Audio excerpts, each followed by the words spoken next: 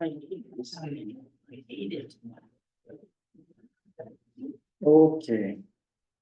We good? Ready? Today is the 22nd of July.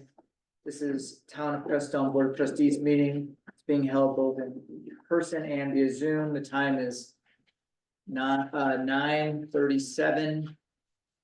To ensure timely completion of town business, the following procedures will be followed. All participants must keep microphones muted and videos off except during citizens' comments or when called on to speak by the board. Per 7.3 of our procedures and rules of order, we allow 15 minutes total for citizens' comments. Each speaker has up to 3 minutes to speak.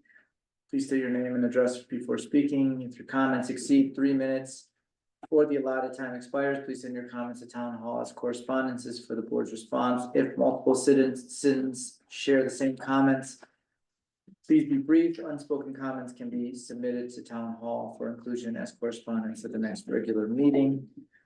Will you call roll, please? Clerk? Mayor Meyer, Here. trustee Martinez. Here. Trustee Paulson. Here. Trustee Opalski. Here. Trustee Kinney. Here. Trustee Lakai is absent, give notice, and trustee Mendez Sanchez is absent without notice. Okay, thank you. Next is approval of agenda. I make a motion, we approve the agenda. Is there a second? A second. Any adjustments? Yes, I have one. Okay, 10B, yep, if we can, eliminate that from the, for regular meeting. yes, or just completely, it was my mistake, I didn't realize that 7.3.30 in our municipal code covers, okay, I was gonna. Okay, so take that off. Take it off completely. The other one is 10A has already been done, so that's can come off too. Yeah, request 10G be taken off, and I'll just include it in my report.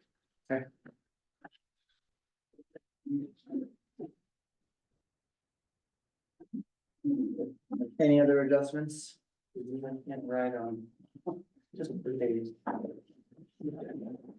Thank you.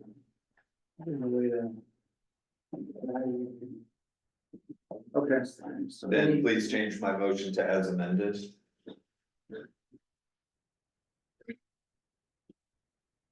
All in favor? Aye. Next, we have approval of minutes, which will be out at the next meeting. Citizens' comments, Warren? Stephen?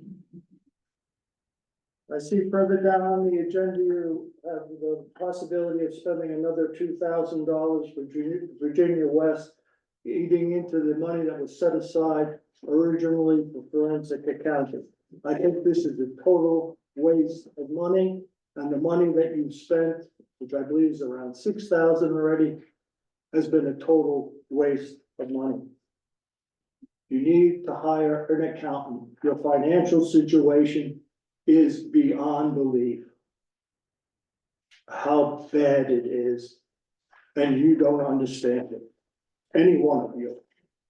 You're gonna have to pay back $120,000 to the state because the thought of being able to use it up at Living Wisdom is not going to work because of engineering issues.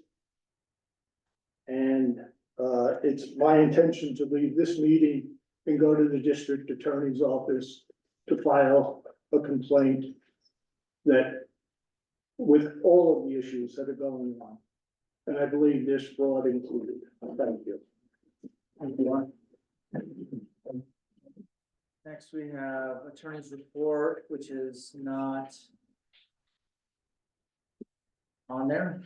Attorney is not there here, so I think this is a template, so we're just gonna kind of go through. Normally comes at 1:30. Today's not a regular meeting, so that's, there was no attorney report. Okay, now we are at Kim's report. And this is on treasurer's. No, There's no microphone today, you'll just have to speak up. Okay, sorry.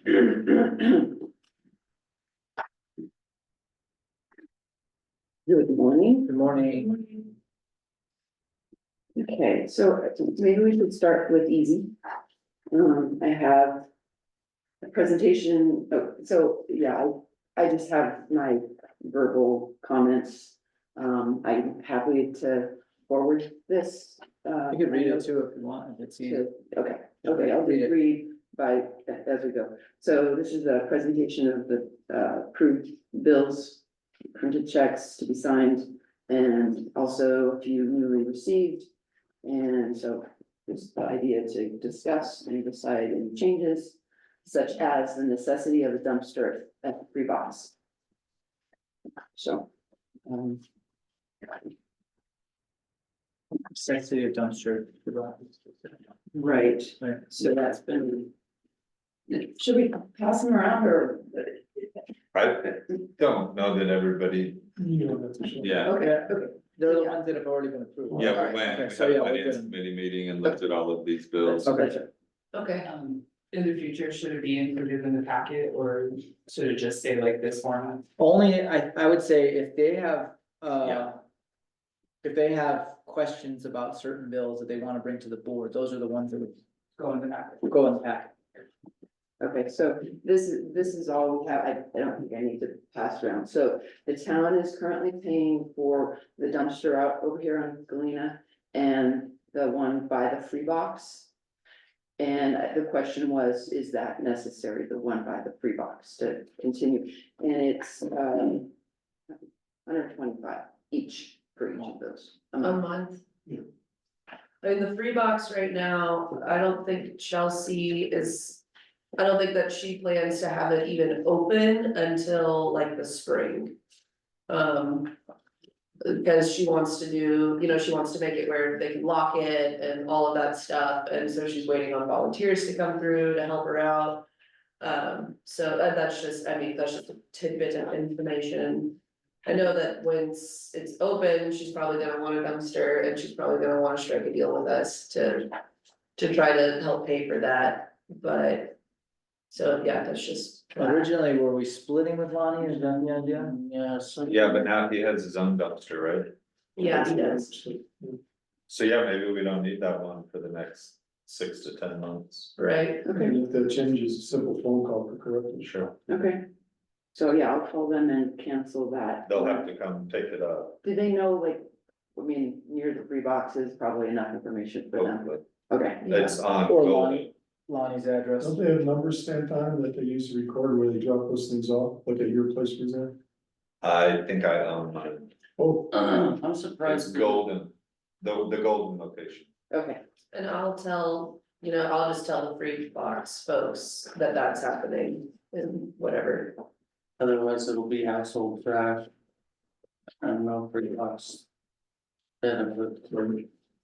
I was paying up to $300 for mine. I'm curious, $160 a month for this one here? 125. yeah, 25, yeah. Wow. That's a good deal.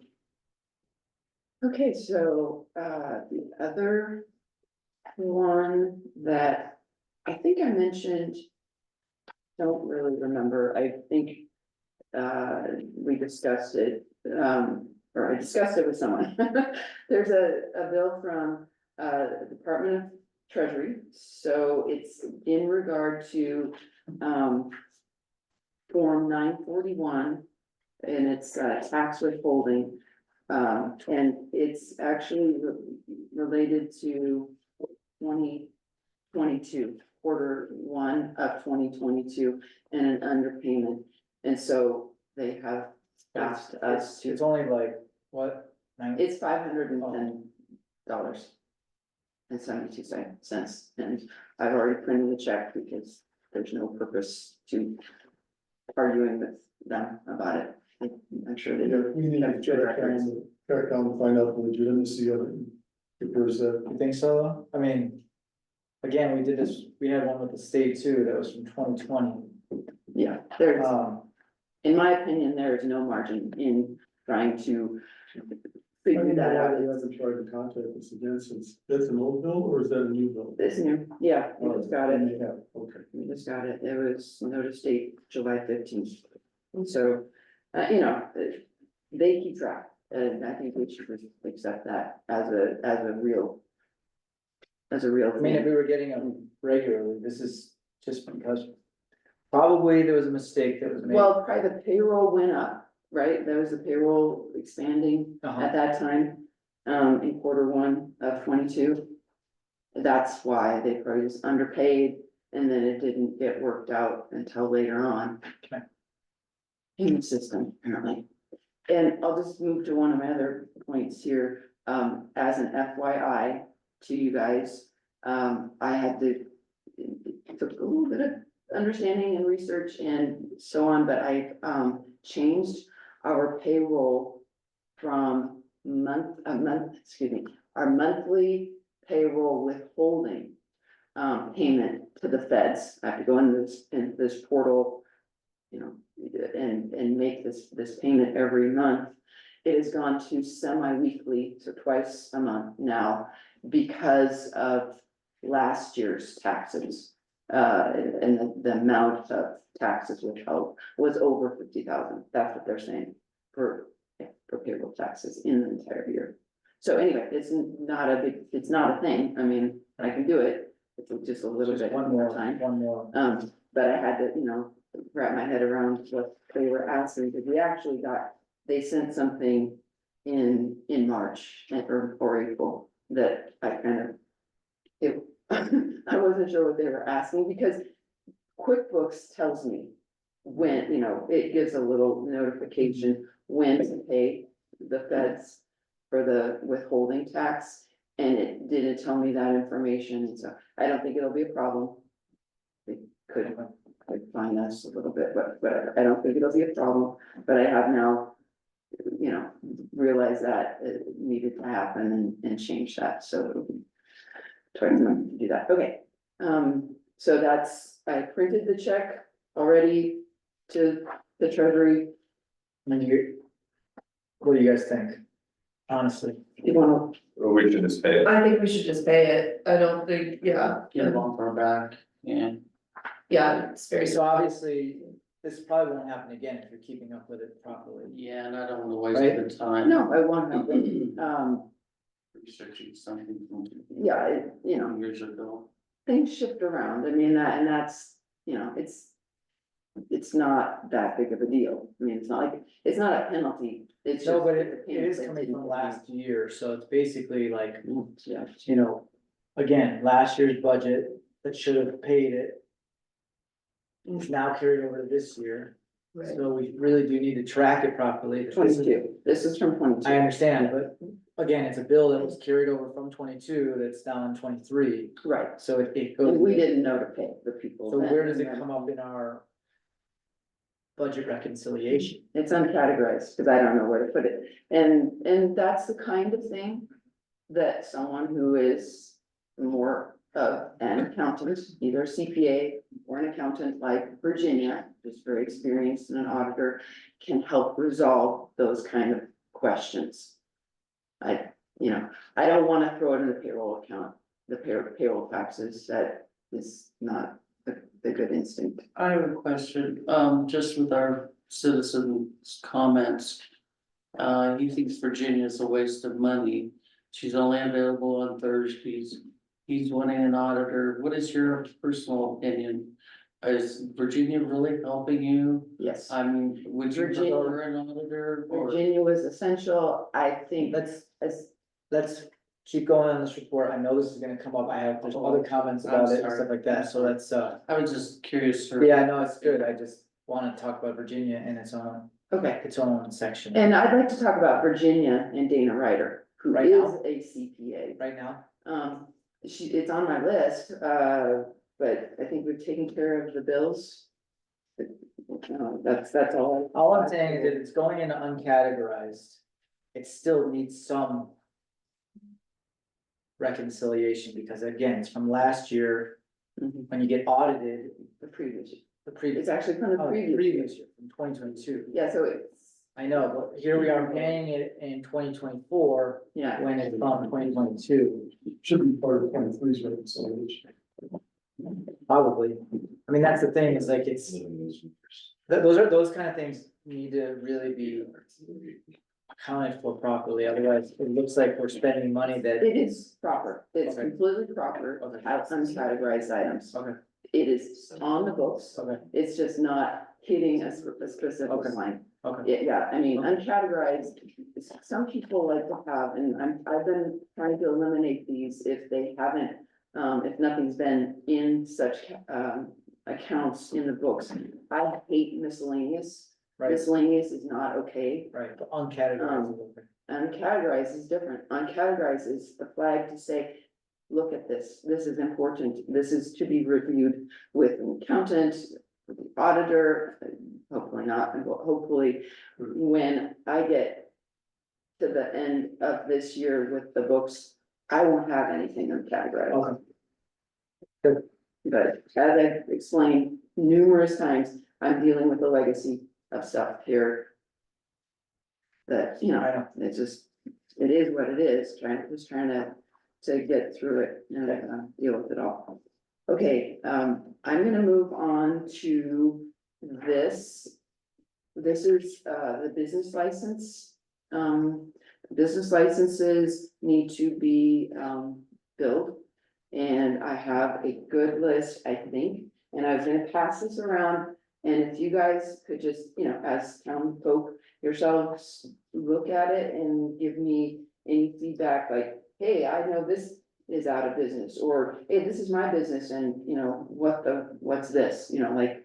So it might not be 100% accurate. I've gleaned it from you know, the system, which again, I mean, I can say this every time because it is an issue every single time I try to accomplish something like this. What happened last year, you know, like, how did they do it? Where's the orderly chain? Where are the documents that should be in a file on the computer? Or maybe, you know, no, it's not, it hasn't been like that. It wasn't like that. It's not like that. And, you know, I should have taken photographs of every single, drawer I opened up in the office. You can still come and look at the computer. I know. have my file, and I put everything in my file, and everything else is not a complete disaster on the computer, but not very orderly.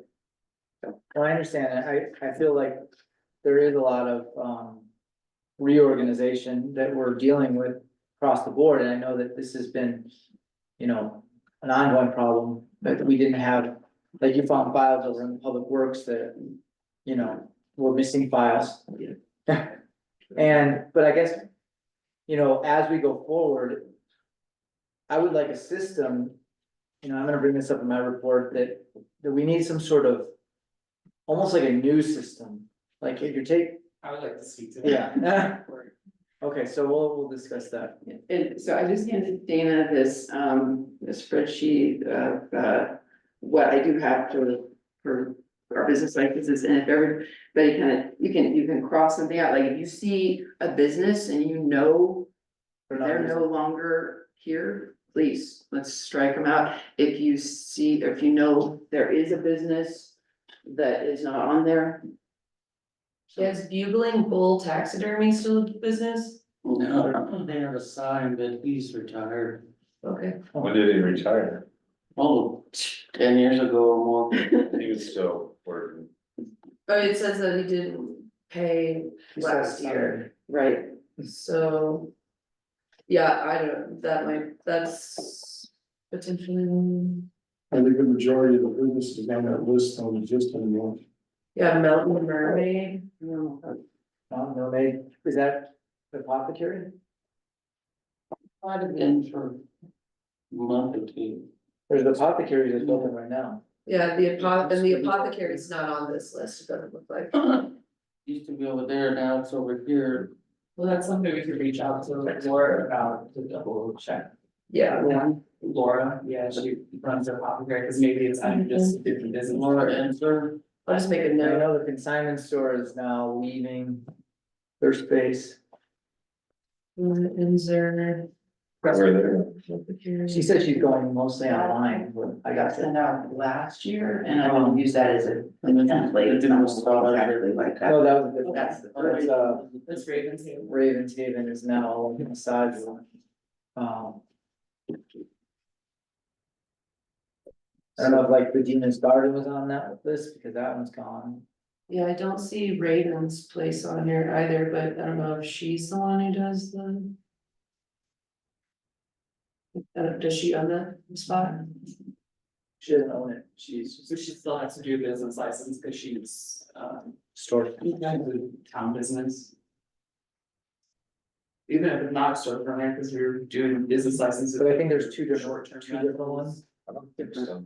the same business license for everyone. I- Oh, there's two, there's Commercial 25 versus residential, 40 for commercial per year, yeah. And then there's the bed and breakfast, it's different, there's 100, it's 125 plus the residential business license, so it's gonna be 150 for this. Yeah, Bliss Inn is on this. Listen, That So I- might be called something and I else. wonder, like, how do they pay like per unit? Cause he's got 5 units right now. Oh, Bliss, like Bliss Inn, We would have to find like historical data on how that was happening before I think he might have been, because I think his was a little bit higher. higher. He just added 2 more units, Yeah, well, and he's about to start another business. Yeah. which we can last year it was 225. He got Which will need a business license for it as well, right? So he'll need one for the commercial space for the kitchen, he's doing. And that's to council, And then right? to- No, you still need the business license. Yeah, He's just, on here. he's trying to get, come into business, so he's gonna, Lonnie, We need might one for the consider year. Now, instead of trying to backtrack to him in a month or two. So we're saying like two, of course. There'll be two, there'll be one for the for It's the also got- creperie, and Many then houses. one for Oh, there's his more. short-term rentals. okay, so, but if it's per unit, there's 5 units. yeah, it hasn't been, and I don't know how to work that, I mean, yeah. And How do we work that out? Yeah, there's a fee schedule. Somebody else looking. I agree. We schedule the fee, we pay how much I we just, charge. I mean, probably these three are Yeah. the best people Yeah. to check them out. Well, since, yeah, this is a big issue, you know, I don't know exactly how to come into our own compliance with this, so that we're like. You know, I was We just thinking want it about, fair. We just want it fair across the board. right, Yeah, it's gotta be fair across the board. But, you know, I was almost thinking that, is there account numbers associated with this, or is it just names? No. The account numbers would make it easier too. Yeah, and I don't wanna track it in QuickBooks, like that's how they've kind of been doing it, I think that invoice is out of QuickBooks. Which I wasn't able to find, but, and we should have a separate system, right, you should, and For business Excel, licenses? that's right, a spreadsheet probably for the business licenses. I agree. is that something we can do under G-Works then? I'm excited about it. Yeah, I mean, because then you have like, I mean, think about like keeping up with all the license plates in a state, Right. let alone the, you know, Right, I mean. It's the same idea, it's just we have this tiny little thing that we should be on top of, but it's tricky for some reason to stay on top of it. yeah, I think because we've been trying to, since we're so small, we've been trying to utilize like paper methods and Excel methods, but if they're not updated consistently all the time, then we run into this issue where we don't know. Yeah.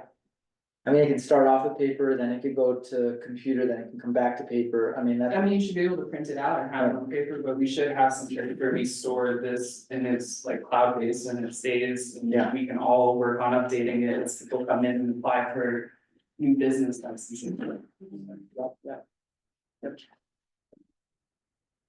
okay, alright. Maybe if you want to also, like, you could send us that list and then, like, I would give it another look. At some point and see if there was sure, anything that came up. okay, I will do that. And I haven't seen it yet, I'd be down to take a look too, because I know the business licenses I've given out this year, which was one.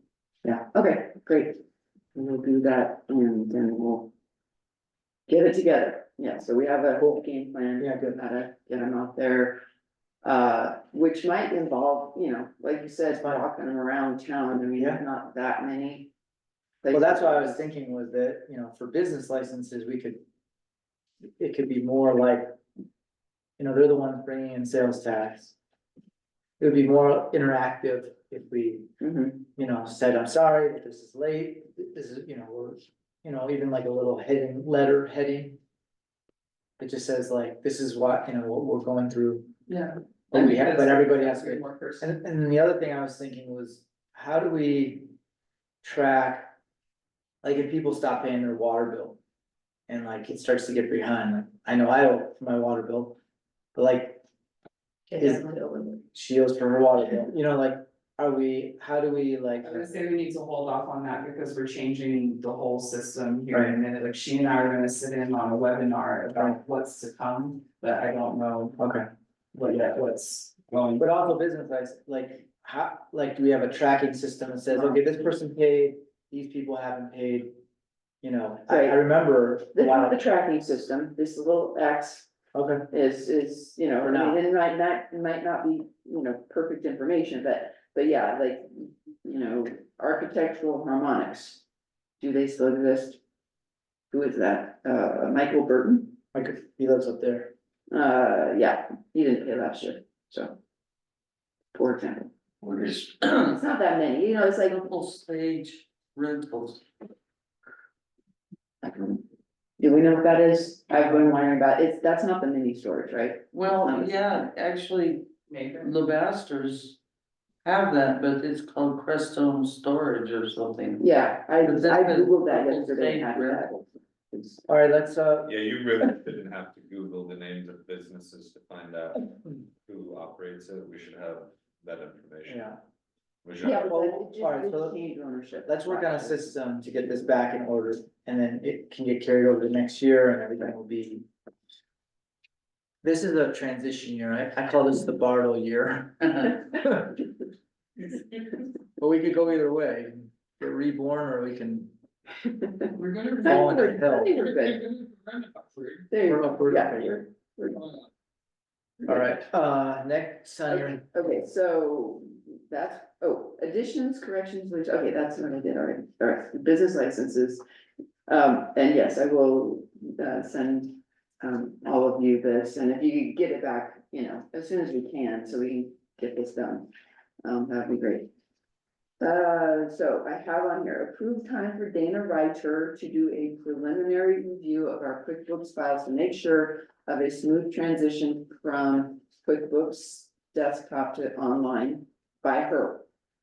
And so, or I say we could approve the entire proposal with the understanding that I think is just very obvious, but So- understanding that if the transition will not be handled by her, the town would not pay her. Right. So just like pay her for her time. I suggest a couple hours. I asked her, I don't know where she is. She didn't get back to me. So so just so you know, I looked at this contract, it's different than we had thought, for some reason.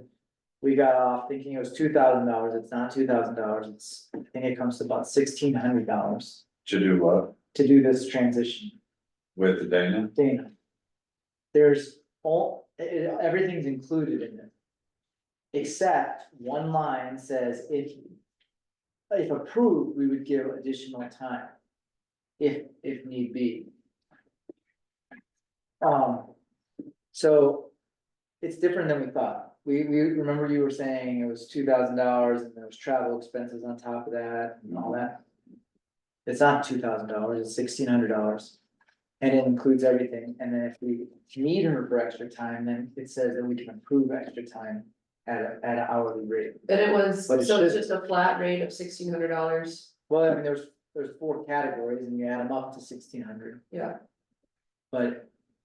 Right? that's, yes, I again don't have it, right in front of me, but that's my understanding. We looked at it together. So it's a lot more, it's a little more, all inclusive, Contained, yeah. contained. There was not gonna be more than that. Okay. So we should, yeah. So I think we should just. I mean, if she has time, that was the other problem was that you were working on the audit, and you were working on other stuff, and Dana was busy and everybody was.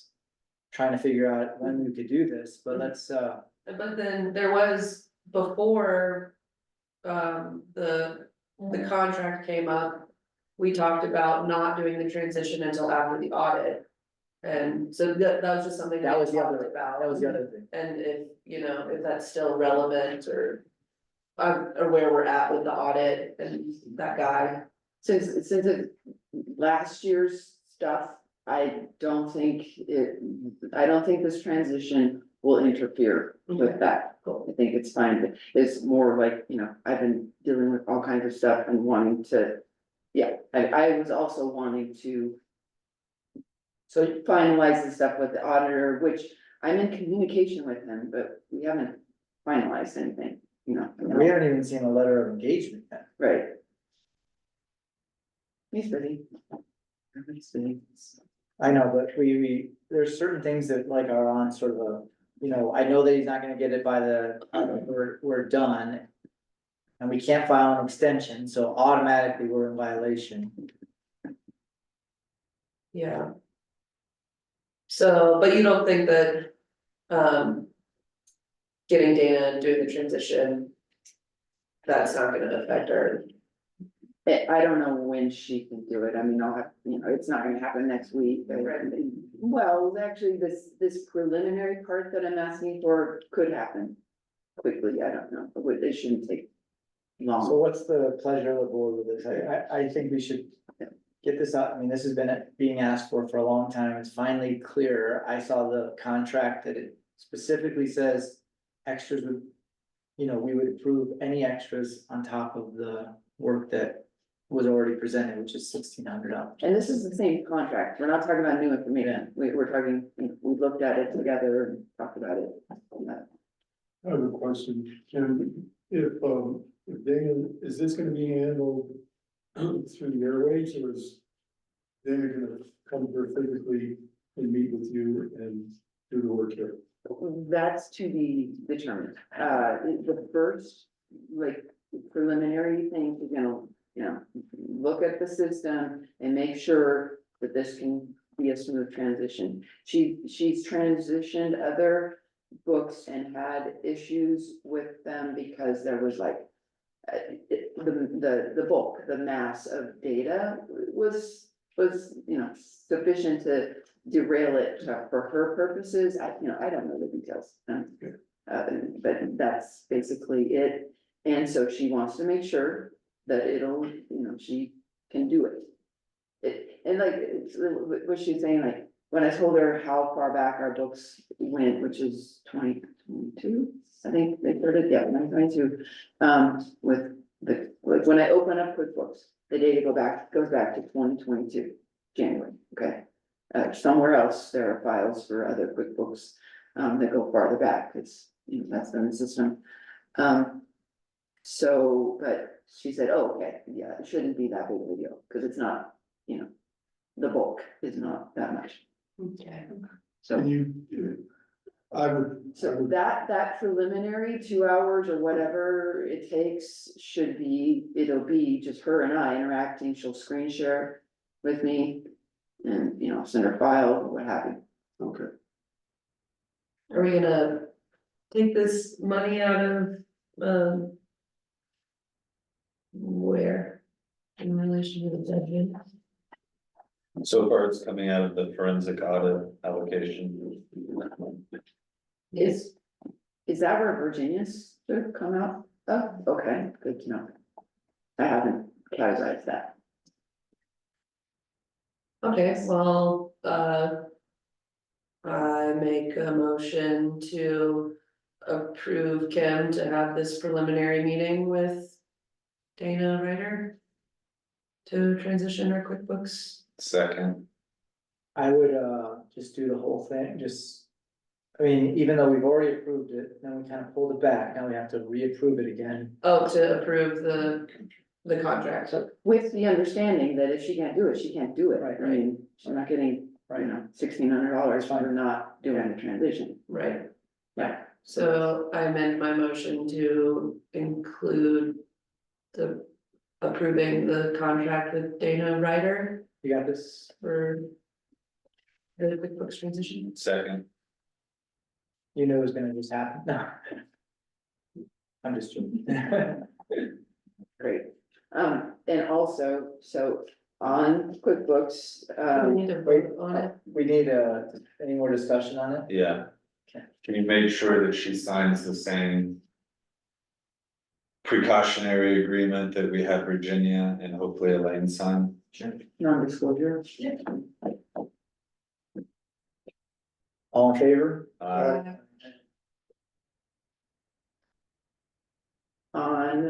QuickBooks, they have been offering this save 75% on QuickBooks Online annual subscriptions. So basically, exactly for what we are transitioning the desktop to QuickBooks Online, which we obviously don't need. I'd like to do this now. It's they say, I guess this around, save 75% of QuickBooks Online annual subscriptions. So just so you know, they're not supporting the desktop anymore, it's kind of like our UB Max. And that's what we were. Where they're transitioning everybody over. to Right. QuickBooks Online, so it's kind of like we're still using an outdated system Right, that needs to be upgraded anyways, so this is just, you know, we're paying somebody to help us. I'm not sure what, you know, when you transition from one to the other, you said it was $1,500 or something. No, I said that they offered the same service that Dana's offering for $1,500.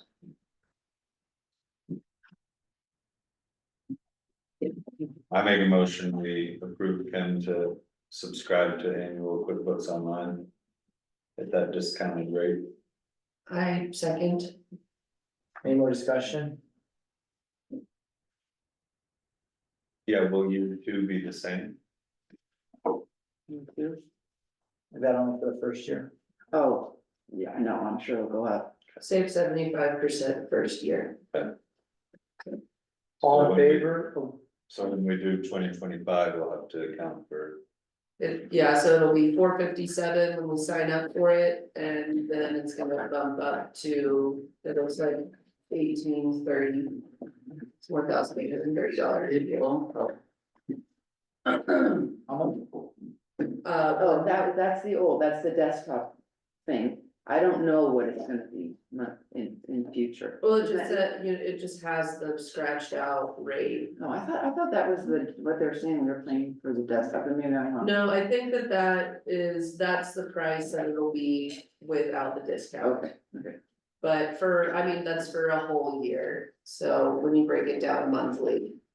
It's, you know, not, and we're already spending comparable amount, believe me, I mean, I don't know exactly the amount, but it's, you know, we're being charged, we're charging us for the service, it's not a free service, but we got it. So there's a motion on the table for QuickBook, you know, read it back real quick. There's a motion to approve Kim to subscribe to QuickBooks Online at the discounted rate. You wanna say anything about next year, continue, you know, hopefully. Huh? I mean, I don't. All right, all in favor? Aye. The next item I have is, approved me negotiating with Virginia West for an agreement on monthly meetings of an hour or two. At her current rate, it's $50 an hour, so we'll see what I can do, you know, I mean, this might be too little time for her, you know, to come over here. So, like, I'm just thinking to have a resource, an appropriate resource to help look at some of these issues that I'm calling out. The payroll taxes from 2022, how do I categorize those kind of things? You know, Dana Ryder would be ideal. I mean, there's a difference in, you know, these two people and their level of expertise and training. I mean, Dana is extremely fluid with QuickBooks Online and all the payroll stuff, which is, you know, you gotta stay on top of it, like I was telling you about this 941 stuff. I have a question, who would be more suited, Dana or Virginia? For consultation, I don't know. I mean, I like them both in terms of what they bring to, you know. And also, So Virginia is gonna need to come, we talked about this at the. We've talked with some of us about, I would like her to answer some questions about, the write-offs. Like, okay, we wrote off, you know, some of this weird stuff that was on the books, and you guys have to legitimately ask questions about, okay, well, how does that, you know, affect things, you know, are we reconciled? Yes, because we wrote it off and said, we're never gonna see that money, we're never gonna see that income. You know, there's these weird expenses, you know, what is that about, who knows? You know, there's been that's what we did, in addition to just getting the numbers that needed to go in, which were mixed with all a bunch of numbers that were already in, which confused things from in September, October, November, December, January. And so forth. Then you don't think Dana could do that? Dana certainly could answer any question that I have. Via research versus Virginia already having an understanding of the situation. Well, so I would like Virginia to have the opportunity to answer any of your questions or questions from the auditor. That, you know, about what we did with the books from 2023, which, you know. So you are saying you no longer are encouraging us to provide large number of hours for Virginia that we can assist in the process. Oh, no, it doesn't take a, no, yeah, no, I'm not asking for a large number of hours, I got this. I mean, Let me just bring up this was Elaine's comments about this, just so that it's in the mix, not saying that it's right or wrong. She said, if the town pays Virginia $50 per hour to work with your employee, $22 an hour to do the job that you hired an employee to do, i.e. basic bookkeeping, you are paying $72 per hour. Work that is worth far less, you might want to check on the amount Saguache County pays Virginia, as if they have no employees being paid more than $35 an hour. Number two, Virginia indicated to me that she's not familiar with municipal bookkeeping, so while she may be able to do balance sheets, she is not a person to rely upon for matters related to municipalities. Three, Virginia, first thing, at no cost to the town, should make sure the balance sheet includes all the land and buildings owned by the town, which was a big deal. For our balance sheet, I mean, Virginia was fourth. Virginia was very resistant to setting up QuickBooks consistent with the 2024 budget. Please see the attachment to my letter as to why this is necessary. I didn't see any attachment, so. I would love to address that particular point right now. Okay. This issue of the books should coincide with a Microsoft Word document. I think that's just ridiculous, and it should never have been done like that. If Elaine had taken a spreadsheet, an Excel spreadsheet, downloaded from QuickBooks, which is an accounting system, and utilize that as the basis, put the numbers and made changes delicately, appropriately into that Excel spreadsheet, we could have put it right back in. So. I agree with that, and I agree, but until we get the supplemental budget, that's the budget we're working off of.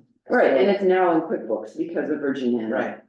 And all the numbers are. They've been transferred, so what we need is then. And I've been asking for this, and I hope we can get it soon, is a spreadsheet like ours that has the budget and everything on there with line items that we can write in, so that we can start using it as actually like a worksheet that we're running off of, because right now, you know, she just pulled it out and she's still running off of that Word document. Dana just pulled that out to look at something. They Thank just you. pulled it out. Thanks for correcting me, and they, as us, we also, we need that. Okay. Like, so that we're working off of a document that is not that anymore, because that's what we're working off of, you see what I'm saying? So it's So we like, have that, if we're gonna, huh, we have that, I haven't seen it. that's the, That was at the most last updated. meeting, we had at the last regular meeting, we had the. 6 month Yes, we had profit it, loss with the Versus twenty actual. twenty-four budget Yeah. versus actual. but I would like it in Excel format, so that there's I like think a it chart. was, Hmm, I mocked one up, Oh, okay. what I could do, cause I took your request, and did one, and, yeah. So many. What I'm saying is, if you want us to relate, if we're not working off that budget anymore in your system. If we are working We off that are, budget, you but are, if we're because not working off this particular format of the budget. Right, Then we need it reformatted in your way so that we're working off that one and we can make adjustments and write on it as though that was our budget now. yeah, Even though it's not, because we still need to supplement it, but the Right. transition goes from this Word document into your system. and it is, I Back mean, to us. it actually is in that, so it is in QuickBooks, and it is then, yeah, I mean. You see what I I'm can saying, go- though? Yeah, I can get it into an Excel spreadsheet, there's some, there's a lot of details here that we have to kind of gloss over. It's just that like we're working off of a budget that, so you're working off almost like a different No, chart of accounts. no, I mean, what I printed, that profit and loss, the budget versus actual, that's with all the information. But it was, in there. that was only 6 months. I'm wanting something that has, The annual budget, yeah, I want that in your format. yeah. So that Okay. we all have it, and we can all look at it, Right. and we can all use it, and then we can all adjust it, and we can Okay. all work on it. That's what I would like. And you're talking about the individual line items that. However, she's basically stating that it wasn't put in the right categories because we're going from a Word document, which is this budget. The form that we have in our binders is basically a Word document. And then they had to take all those categories and put it into a QuickBooks format. And that's what she's using. Yeah, I understand. But I'm saying that when we relate back to our budget, we're still using this Word document. And it's not correlating totally with what she has because the order is different, And it's not gonna, huh? And it's never going to. no, I mean, that didn't make sense. So Yes. we didn't do that, and we put it into QuickBooks, and that's the order it's in. And, yeah, I mean, so that's what we got, and I will print something out, and like you're saying, so that, for the year, that should make all the lines, appear. There are a few technical difficulties, like I tried at Elaine's last request, last time we spoke. Just for instance, she has all these professional services categories broken out, and like I tried to make one of those changes. And there was some like technical issue with QuickBooks, it's like, no, you can't do that. I'm like, why can't I do that? No, I can't. So I can show you that, but I can't say anything more than that, like, cause it's not from my brain, it was the system. Do you see what I mean? Can we just have it? When can we have it by? End of the week? Yeah, that's. I mean, you could even reasonable. send it in a PDF form and I'll print it at my place, cause I I can look into it today and see what I can come up with today. the reason is just like, if you're claiming that we can't have it that way. The way that Elaine came up with it, then we need it in another format. And it's there, that is what we I did. know, but we Yeah, need it to be working off of, like, right, if the budget, and we've talked about this, it is our plan for the year. And right now, we're kind of like, our plan has gotten skewed because now we are overdoing a lot of those items. Mhm. We don't know that we're overdoing those items because we don't have an updated format Yeah. that's Yeah. constantly being updated that we can, you know, Mhm. next time we can see, you know, this is what we spent, okay, so we can even write it in. So we just need to figure out how to get it, I know that it's more paper, but if you have to do it, you know, on a computer I format, can send it, like, sometimes I'm not sure what I can send, I pointed to Ariel, that, like, is that okay for me to send stuff around to you guys, like? I think you can. Okay. Yeah, it's public information, there's no, Yeah. The board, okay, I Yeah, mean, I think ideally too, it would be like, once we get this initial. You know, spreadsheet. Then we need to work on supplementing the budget and moving those things around so that we're actually like. You know, in compliance with what we're supposed to be doing, and then like every month. Getting the updated version, and so once we get it all, because right now, there's probably, you know, however many different line items where we've gone over budget. And we'll have to move money from one to another. But then if we can have it, you know, every month, then there will probably just maybe be like one or no line items that we've gone over budget on, and we can, you know, then and there figure out how we need to re-supplement. Cause it's like, I mean, I feel like supplementing the budget is probably something that small government bodies do like all the time. well, yeah, she was saying that like she's looked and a lot of towns will supplement towards the end of the year Okay, when they know, but we don't really know. right, Like so even if we haven't supplemented yet, we still need to be preparing for supplementing Yeah. and knowing where we're supplementing and start almost like, okay, that line item needs to be at this amount, and then we can test it off that. yeah, You know what I mean? So even if it's not supplemented in the state records, which is what it needs to be eventually, we still need it for our own benefit and our own planning. You know, it's like, for instance, basically, the finance committee and Elaine created this plan for us for the year. We've gone beyond the plan, but we need to know where we're at with the plan. Yeah. So that now we're like back in line again with ourselves, for ourselves, so that we're not, you know, like. Like, where's this 5,500 gonna come from the LiDAR survey? You know, Right. that, I mean, I know there's a cemetery line item, but I don't know exactly where it's at Mhm. and what we spent on it already and. Right. And we might have to up that a little bit. yeah, totally, totally. okay, yeah, and for the budget to come. Right, Yeah. I mean, the budget is really for us, it is really our benefit, they wanna know that we're doing it, but it is for us. Yeah. And I think we've forgotten that over the years, I don't know, I mean, I just remember when Gwen was here, she would bring it up, she'd be like, yeah, you have money for that, and then. We would just take her, we wouldn't even be looking at the budget, she'd be looking at the budget and just say, remember that? I mean, we would never really even looked at it that much. Yeah, So, I mean, I'm not saying that like that was a good way to do it. I'm saying that we need to be on it. It's our plan. no, totally. can you think you got it by the end of the week? I think so, yeah, I will endeavor and, I'm anxious to get on it. okay. And so where does that leave us with the whole Virginia Dana conversation? That's where we were at, and then we've sort of transitioned. Yeah, I mean, I really do think Virginia, you know, there will be questions, I can't remember who. We were talking about questions about, yeah, it was at the finance committee meeting, the one we had last Monday, right, that's like, well, you know.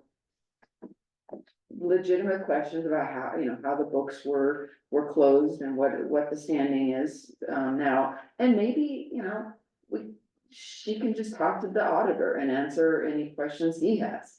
You know, she's an auditor, that was her background, so, you know, I saw what she was doing, and I think it was completely legitimate.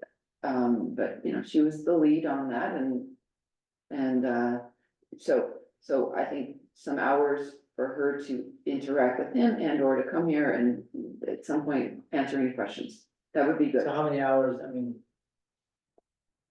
And also, you know, I have some little here and there accounting questions, but she's been on vacation. I don't know when her vacation time is. And, you know, so I've been in very minimal contact with her. so the balance sheet, sorry, I was just gonna say, you know, the one red flag I had with Virginia was that land thing with the balance sheet, and I don't understand why it was knocked down like that and why it didn't. I mean, it's like $1.5 million off, which is, So it didn't get on there, the number didn't get on there, it's just a number. it is just a number, but it also kind of reflects something. It's a reflection of our balance sheet, like where we're, you know, it's It's our net worth. if you took a balance sheet in any business, I mean, that's kind of like that's your health, Mhm. you know? So if it shows something is half off, like you're But also when you take somebody that lives in, 35 miles away and put them in the middle of a disaster. yeah, And have them start putting the pieces back together, that's an ongoing process. it is, but So- you know, that was supposed to be done, and when they brought it to us, it was supposed to be, you know, a completed balance sheet that was caught up, and that one item, all that had to happen was it comes from the previous audit and was carried over to this year. And, you know, it just seems like it wouldn't have been that hard to balance it. with Previous the land. audit from 22, 2022 even, it doesn't matter, I mean, that, because it wasn't on 2023. Anyway, if I knew the number and where to stick it into the books, I would do it. I don't I know. mean, I could find it, cause you should have the audit from 2022, correct? Or, Yeah, I don't know, I mean, yes, probably. so if you have the audit from 2022 and we have a balance sheet on there. And there's a item for land, then that would be the one that goes in here, I mean, there's Yeah. probably some little bits of adjustments that has to. Yeah. I mean, we bought a piece of land, we bought a new piece of land, I mean, I just want I'll look for the 2022 audit and I'll look for that, line. the line, that line for the land. Yeah. And So is your concern, Benji, like? In your confidence with Virginia, A because little that, bit, I mean, I think it came up with Elaine, because when we were looking at it, she didn't realize it, and then I saw it, and I was like, I thought we had. Like over $1.5 million in land. Between, you know, this building and, I mean, the land or the parks, you know. So Elaine didn't see it either, Huh? Elaine didn't see. She didn't see it, she didn't see it, she didn't see it until I brought it up with her. Right, great, awesome. So And that then- puts all of our finance people on the same page. Yeah, I mean, that's what she just brought up here too, she just said, that should be adjusted I mean, I do by think, Virginia, And what you're reading there is her resignation letter, no. It was It's an another additional. additional, which probably should be under correspondence, maybe. well, I'm bringing it up. Based on I'm bringing. I thought It's on the treasury report. I thought Elaine was done with us, so if she's continuing to send you letters directing things, I think that should go under correspondence. Or be made public, That's fine, but then it would just come back into this okay, that's fine same too. decision. I just thought Elaine was done, so if she's Yeah, still well, directing. I think then she's not totally directing, she's bringing up points, and then I could, That's directing from Elaine, which that's great and I appreciate, but she said, what I do not wanna continue is the finance committee. In regards to hiring Virginia again, I have the following comments. great. That's all, that should be made public. Citizens' comments, Yeah, yes. that's, if she's not on the Okay. finance committee, then she's not Okay. directing or I covering. understand, and we can take these with a grain of salt, and understand that we just. There's other sides to this thing with Virginia, and one of them happens to be that balance sheet not being balanced. Awesome. Great, and so it sounds like she doesn't even wanna hire, Virginia for more than a few hours. and So that- maybe we'd be looking at making a motion to approve Virginia up to 10 hours to interface with the auditor during this transition. And if you are considering Dana for some ongoing support, that could be a separate issue. Mhm.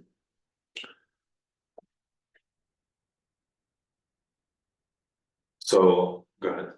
I was gonna say, Kim, take some time to think about what Adam is saying. more intensely. If Dana is more suited for where we have to go from this point. And I know Virginia may have to answer some questions with the auditor, but if Dana is the person, then if we need to shift that gear, then let us know. Okay. So think about that one hard, Okay, figure out what's gonna be best suited. yeah, And move on. So okay. then I make a motion, we approve Virginia for up to 10 hours to Or, interface with the auditor and answer a few lingering questions. I'll second.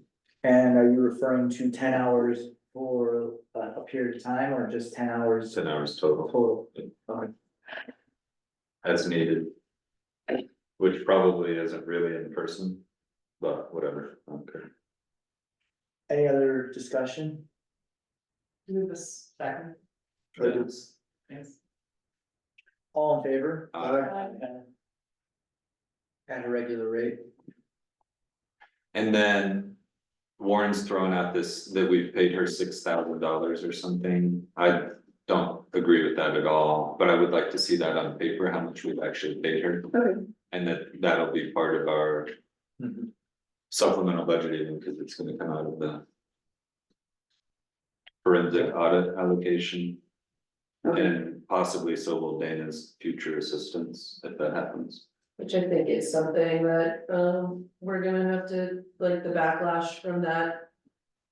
People want a forensic audit, we're using that money to take care of what we need to take care of, but, you know, in the efforts of supplementing budgets, you know, like, we might want to resupplement that so that we can actually carry out that task that our community has asked for. Well, there would be I mean, I think we should wait and see, you know, if not Dennis, Warren is going to the, what do you say, district attorney or whatever, Yes, sir.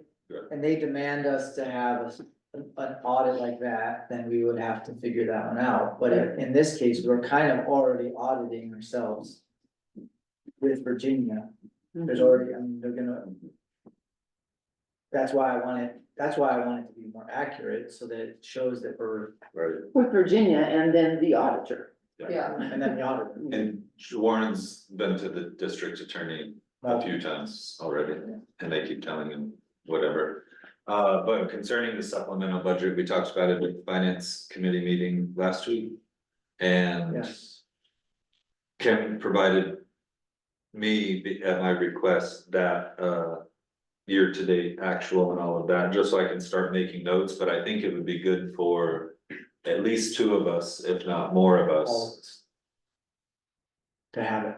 Okay, but I want to have a work session. And if you think all of us, I'm open to that, but where we go line by line and discuss the changes and supplements we would make to start creating a draft, rather than just have her do it. I agree. Yeah. But I think two of us or even three of us could do it. Well, one thing I was thinking was that if you guys take what. For instance, like you guys think that what we should supplement, and you have like a lot of suggestions, and then you bring it to a work session with all of us. And Sure. we have looked at it before, we might come up to the exact same stuff, so you guys lead the work session saying, you know, this is what we wanna change, this is how we wanna adjust. And then everybody is on the same page with it. It just, what it does is it allows us to all. Yes, so three of us, I think that'd be awesome. Yeah. All right, I'll send you. So a financial committee work session, Okay. And And then, then do you want to we- be there, or do you want us to just go? And then The three you have to post it. yeah, Yeah. it would be a work session. you would like to be there? Yeah, I say what we Do you do is wanna just take create a a work meeting? session and then you guys, I'll send you all an email. wait. She has to know, cause she has to notice it. Yeah, I'll send you. Oh. I won't be here the last week of July. My suggestion is just have a work session as though it was Just that. all of us. Yeah. And then you guys pick who shows up. That work? yeah, Sorry, say that again. I just said it should be just an open work session and then you guys can just, you know, if anybody else wants to show up, they can, Sure, but it would really be you guys all doing right, it. that sounds good. I'll send all. And then you just have to notice it. Unless you want to decide right now to do it, I'm fine with that. we can decide right now if that works for everybody. I would say though that I like to be able to schedule things with the finance committee after hours, and I do not expect any of our staff to attend that. So that's why I like this whole finance committee situation where we can do something at 5 p.m. after we've done our work days and stuff. It still has to be noticed though as a public meeting, Sure, so that's. If there's 3 or more, there would be 3 or more, but I wouldn't expect y'all to be there. And if you have, you know, hours, then I don't know how you wanna manage that. Okay. Yeah, I mean, it doesn't matter yeah, I don't have to be there if I wanna make sure you have what you want. Just give us the paperwork. And maybe that's what I should be there at the beginning of the meeting and Sure. make sure, like, So could we do Yeah. 5 p.m. on like Thursday? Sure. This Thursday? Yeah. Yeah, Alright, let's do that. And do you wanna do it, we could do it somewhere else. We'll have to do it here if it's gonna be a public meeting with public. No, you can still We can do post it The on, cafe. you could do it, you just have to say where, we have a, it just has to say on the notice where it's going to be. I do have my place, but I tore up my kitchen. who has a key for this door? Do you have a key for this door? You could get a key for this door from check one out, so that you have a way All in. right, we'll just, do it here. well, I'll be here. I mean, I'll be here for the beginning of the meeting. Okay. It's 5 o'clock Thursday. Yep. The problem is locking it if you leave. yeah. We had to make the apothecary or something, we could drink tea. But I don't know if she'll be open, she doesn't really keep regular hours. The bar's. One of these guys has a pretty key. quiet. No, we could go to the bar, I'm not opposed. No, probably here, because then if we need paperwork from Kim, if we need a beer, we'll walk this over and get one, but. Yeah, No, cause they start, at 6. I said it's good to have a key to this door, so that if trustees wanna have meetings in here, then you can. Sure, do you want all the trustees to have keys to the? Does everybody want a key for this door so you can come in here and have meetings, and but you gotta remember to lock it? Remember, I have to make copies. I don't. I don't want to keep. I don't mind coming to get one. Yeah. Okay, so- Okay, forget it. Did you want a key? I do. I'll try to use it in one of my own locks and see if it doesn't work and then I'll throw it away. Yeah. I mean, we could do it at my wood shop too. And then set up chairs, have a computer, have a printer, we'll have the paperwork. You Then can you have come to by make for a sign 5 for the minutes if door. you want, or not, or You have to stay make a 2 sign hours for the on door, For their- for their door. We had that before, it's just like a sign that says public meeting in session. I'm fine with having it at your shop, It's Is easy, that okay for you? and we all. Yeah, I don't know where to, Right there, the street. right up the street. Can you send me the address to put on? Yeah. Okay, cool. Okay, So Thursday at 5 in the wood shop Yeah, with the candles. it'll probably be with the nail gun. With the nail guns. I just had one more little FYI, and then I'm done. I have a couple questions. Okay, can I, so I just wanted to like mention this. There's the unemployment account, which is like, when I mentioned the federal withholding thing, you know, like you have to go in and make payments. And periodically, and I have been in that account and made payments before and were locked out.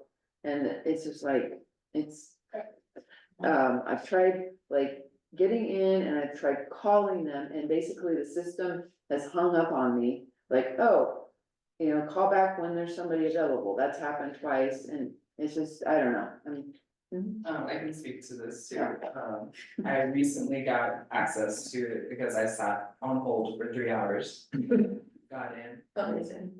So I do have access. We should still get you access as well. Okay. In the meantime, we can use mine. Okay, But you and I do need to sit down because there's like 80 or plus notifications in there for things that we missed not having access to it. okay, great.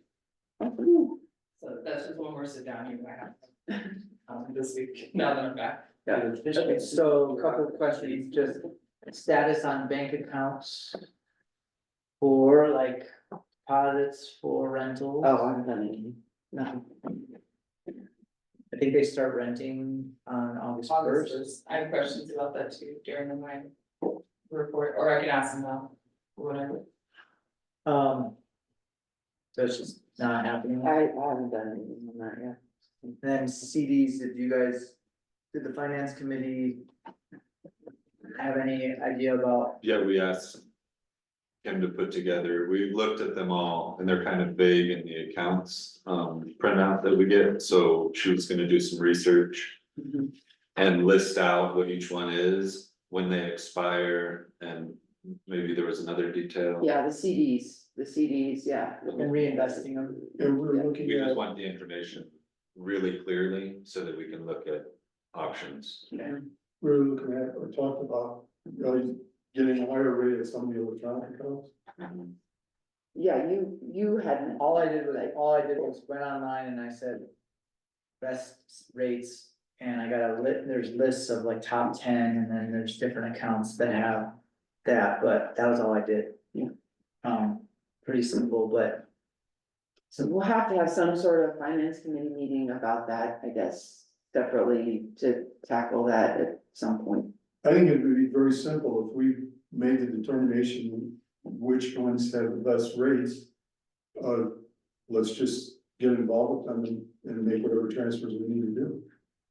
And that's fine, the other thing is, and I don't know, That meaning at a different bank, so we'll have to establish Yeah, bank I account. think you determined that there was some coming due, Yes, or anniversary dates were up, yeah. or near being up, Mhm. so before it gets renewed, we should just do that. And we also did have a little bit of conversation about helping this, blue, yeah, blue, whatever it is. I actually think that if there's a way to do it so that. The accounts that we're using consistently, we have money in here and we just have like a way that like. This account becomes maybe not the whole general fund, but some of it, like our useful part of the general fund, because we have reserves. So in other words, we have our reserves and our general fund all in one account right now. The capital Right. reserve fund could go there. No, but I'm thinking because of the ease, we could have, like if all the deposits and stuff could go in here, no? Why not?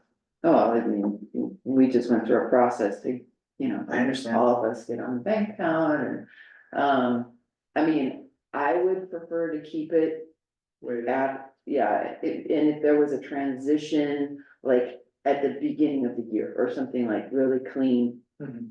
Okay, But I don't know, I'm happy with our banking at First Okay. Southwest. the only thing is we do have more than CDIC will insure Yeah, in that account, yeah, which is not a great thing. yeah. So we have to figure out, Well, Yeah. we could establish a savings account, we were talking about that, like Okay, the savings for that, account could be over there. Okay. For example, we could keep whatever in the general fund and then, yeah. okay, I researched this and I was really surprised that FDIC insurance covers up to 250,000 for whatever's in the bank. So it's not even like by separate fund, like, it's only, Yeah. it's. it's a total of, And they have 40 years to pay it. yeah. So it's not very, doesn't feel very secure.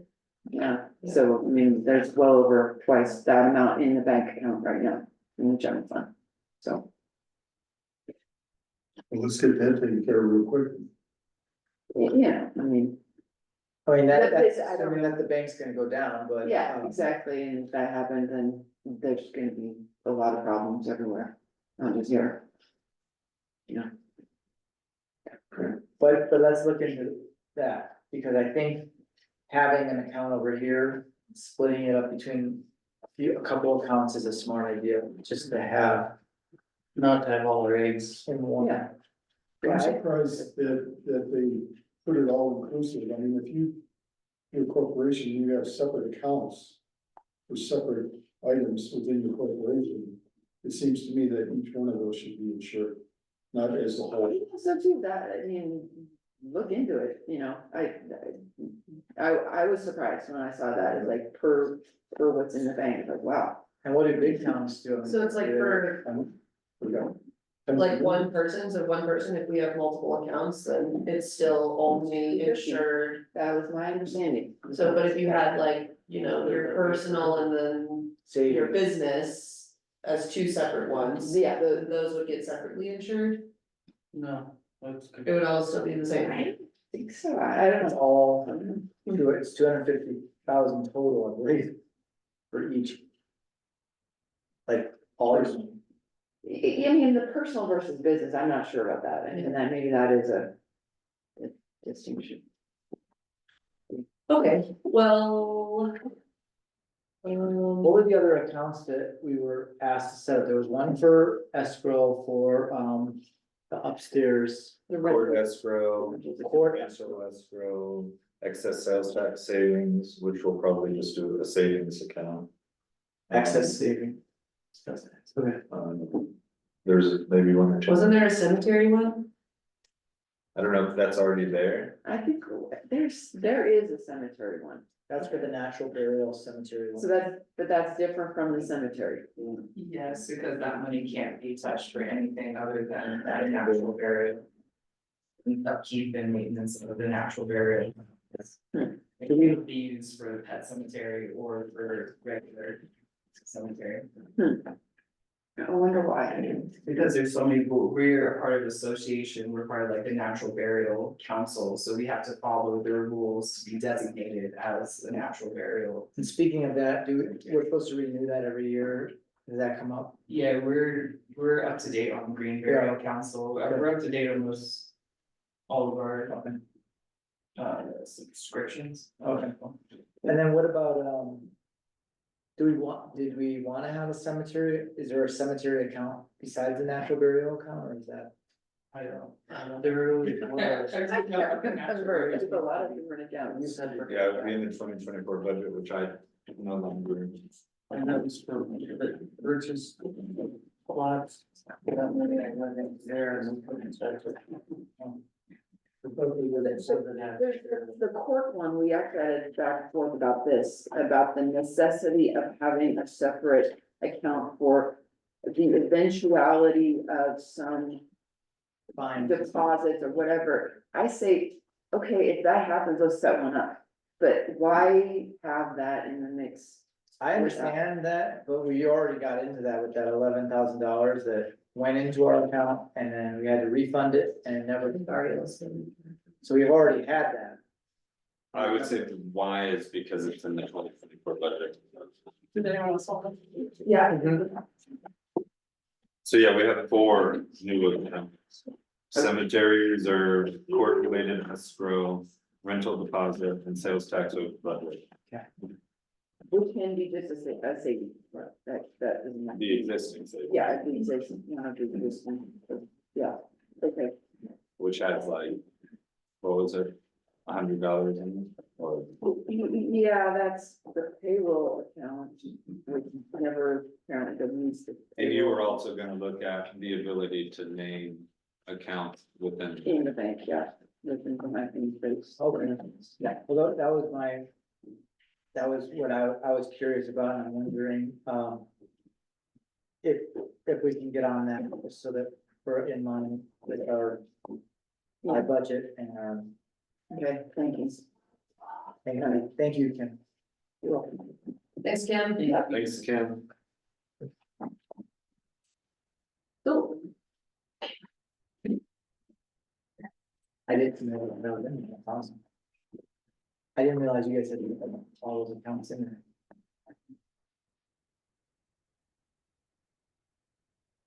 Next on the agenda is the presentation of bills. We got that in my report.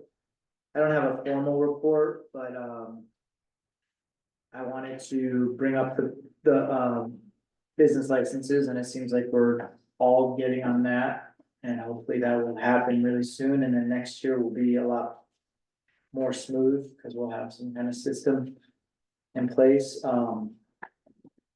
And again, I don't really know what it's gonna take, but we have, even though we're not officially a business, we are, we're not officially a business, but we still need to sort of run this town as though we're up to the standards of a business, and one of the ways to do that is to understand that our revenue is, you know, coming in through these different channels, and we have to really take account of those revenue channels, and business license is one of them.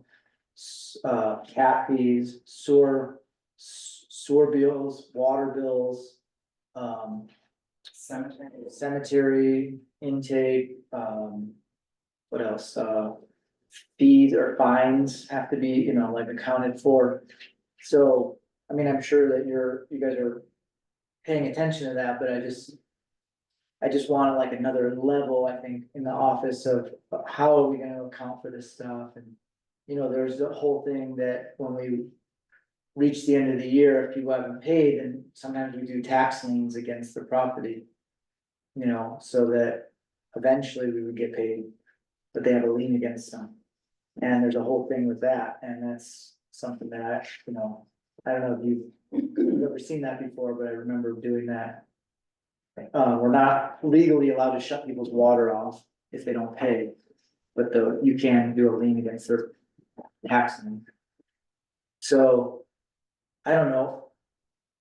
Maybe as we go forward, we'll start to see more, you know, organization around our revenue. I think that's where we're headed. And health funds.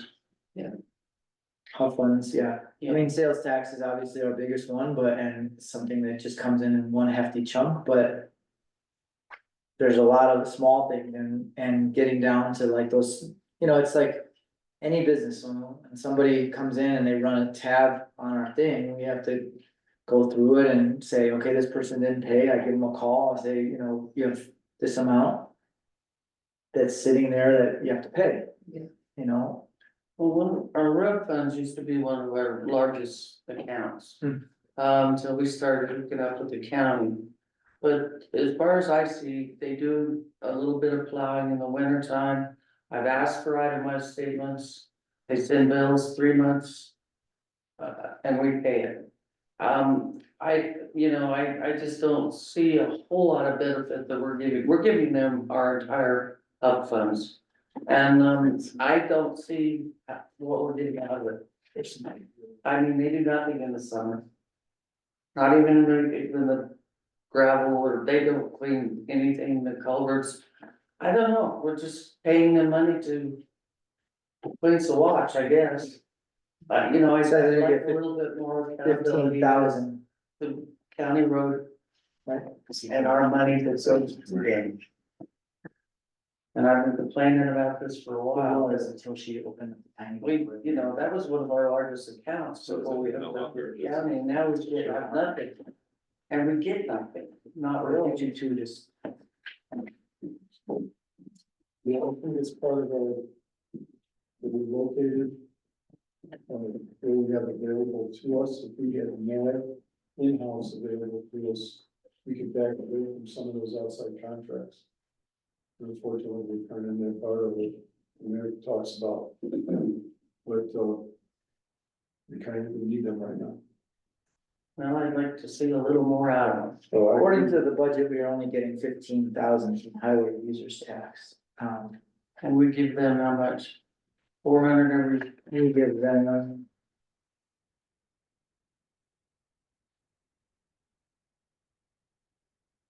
is that under road, is that what it is? yeah, I think so. Our roads need some serious help. I asked Dennis, and this is still in my report, but I asked Dennis to start basically going through like an overview of capital improvements that we're gonna need, and then where we can get money for them. I mean, we obviously have the bridge that needs to be improved. We have some roads that possibly need to be improved. We have, water system mechanics. We might need to get a new booster pump for our water system. What else was there? the electrical components within the operational part of the well. And we're also talking about, we're actively looking towards replacing all of the meters in town. Water meters, and I've got something to say about that in the public works, but So we have a huge amount of improvements that need to be made. Now, I'm gonna have a meeting with Randy Kenyon, not Randy Kenyon, Randy Sneed soon, and then hopefully we can have sort of like a group meeting with her and really get back on the same page with her, because right now we have gotten way out of whack. I mean, I sent her up to the CPCH, so she's been talking to them about this line extension that Warren brought up, and where we're at with that is that, because they've done some environmental assessments, but they didn't do environmental assessments specifically for water and sewer, they would have to go back and do those, and it's like months, and they're already going ahead with the work, so it's kind of like, So they're not following. what was Warren's point about $120,000 that? Right, so we have when we got that grant, we went out and we did a engineering study. And we did a jetting and scoping. And I think the total came to 120. Yeah. And if you don't use the rest of that money for what you said you were gonna use it for, then you're supposed to reimburse that grant. Okay, And So that's- again, Randy kind of has control of that, so she's gonna have to be, tell us how this is all gonna work. and is that to your point of trying to transfer the grant to Exactly. the Living Wisdom people? Yeah, so what we were trying to do was say, how about Living Wisdoms? Because they're adding 20 units and that was what we had originally agreed with, how about they use that money? Or use that grant in order to help their system. Cause it kind of correlates. Yeah. And now it's kind of getting behind because of this environmental things that's required in the grant and various other things, so. I would love to have a meeting with Randy, cause I feel like we're getting somewhere with the budget stuff, but then there's this whole other like grant side. That I personally feel like I have no idea what's going on. So we have 4 grants open right now. We have a mitigation grant, which is going smoothly, and I actually feel like we're making progress. That one was, Like Right now, manager and stuff. for well, we it? have a manager, and right now she went out for a RFP. We have to go through a whole diversity network, which is like a requirement. And so that has to be out for 30 days. We already went through the advertising in our own, right? We advertised for the manager and for the crew in our system, but then you have to do that on the diversity network side. So that's out for RFP. Next is hiring a manager and then the crew. And so we'll get to that point when the time's right. Then we have a grant for the improvement of this building. Right, It's just sitting there, and I think Randy's been, that's the Sursa. reporting on it every quarter. It's a DOLA grant. And it's something that we could go forward with, but we really need to know what's the next step with it. I don't know if there's even enough money to do what we wanted to do, now that everything's gone up. So that's something we have to bring up with Randy. Then we have the sewer line extension grant that Warren brought up, and then we have this grant for, the water meter, which we just installed, and we have to figure out, is it a reimbursement grant or is it I think it was a match, a What's the 50-50 match. status on that? I keep hearing a month. What is the status of getting it wired? the full meter, Yeah, it was put in Thursday. it wired all the way. Yeah, it's wired, it's operational. We Excellent. need to tweak the system a little bit, as far as being able to get the information and record it and distribute it out, but it's up and functioning right now. Okay, sweet. And then there was a BOD meter that was installed, or a sensor. We can't use that necessarily. Is it something that's already ready, being used, but we just can't use it for like billing per se? That's all I understand. I'm not sure. I'm waiting, because it's just happened. Brent is in the process of gathering information that it'll give back to us and whoever else needs it, accounting or whatever. Right. And, but That was part of the grant too, though, I right? think it was, So, and I think that was more or less just to compare to the Bacchus readings, Right. more or less, and not necessarily to charge our customers more. Now, it's in kind of a Because it strange gave us to keep spot. more track of what they were charging us, No, I understand, and so is the flow meter. yeah. But what I'm saying is that, and it's part of our contract with CPCA, or not CPCH, Rockland Water and Sanitation, that we have to have that, but there was a sensor that was installed like, I don't know when. He found information about it, it had pictures of it being installed in the hole, did you see that, Ariel? And he doesn't know much about it, like, why it was installed there versus like at the main out. So that's another thing that we have to figure out is like, why was it installed there? How does it work? You know, I think I remember hearing back then that someone was afraid of having it in the same manhole with Baca, that there'd be some tampering with it. Hmm. And I don't get that from those guys. I've talked with them, they're just as sincere about getting it right as we are. And we're actually, I think now we've shown good faith that we wanna do that. By getting this flow meter in there, we wanna coordinate. I don't care how many times we read it, but we're definitely gonna read it on one day that they read theirs, so we can get a good comparison of the two. And even as Diego said, we'll just immediately, he said, we can get it recalibrated, so we're working on the same page. Right. So we haven't, it's so brand new now, we haven't even gotten that. Well, what I'm saying is the BOD meter is located at the corner of Golden and Cottonwood, which is not the main out for the whole system. Yeah, it's in the wrong spot. And I don't know why it was installed there, Golden and Cottonwood, Golden and Cottonwood. right next to Lonnie's. Yep, Mhm. and that's not, there's actually another pipe that comes down and goes across, Who put that there? we don't even know why it was put there. And the information I'm giving you is something that bits and pieces I got from Miguel. About this time last year. He's got pictures of it, he's got like a whole book on it, and it shows what the meter looks, or what this like sensor looks like and all that, but he doesn't. We can't figure out why they put it in that hole versus, When did they put it in? you know, A while ago. They being they being, water and sand. Yeah, Yeah.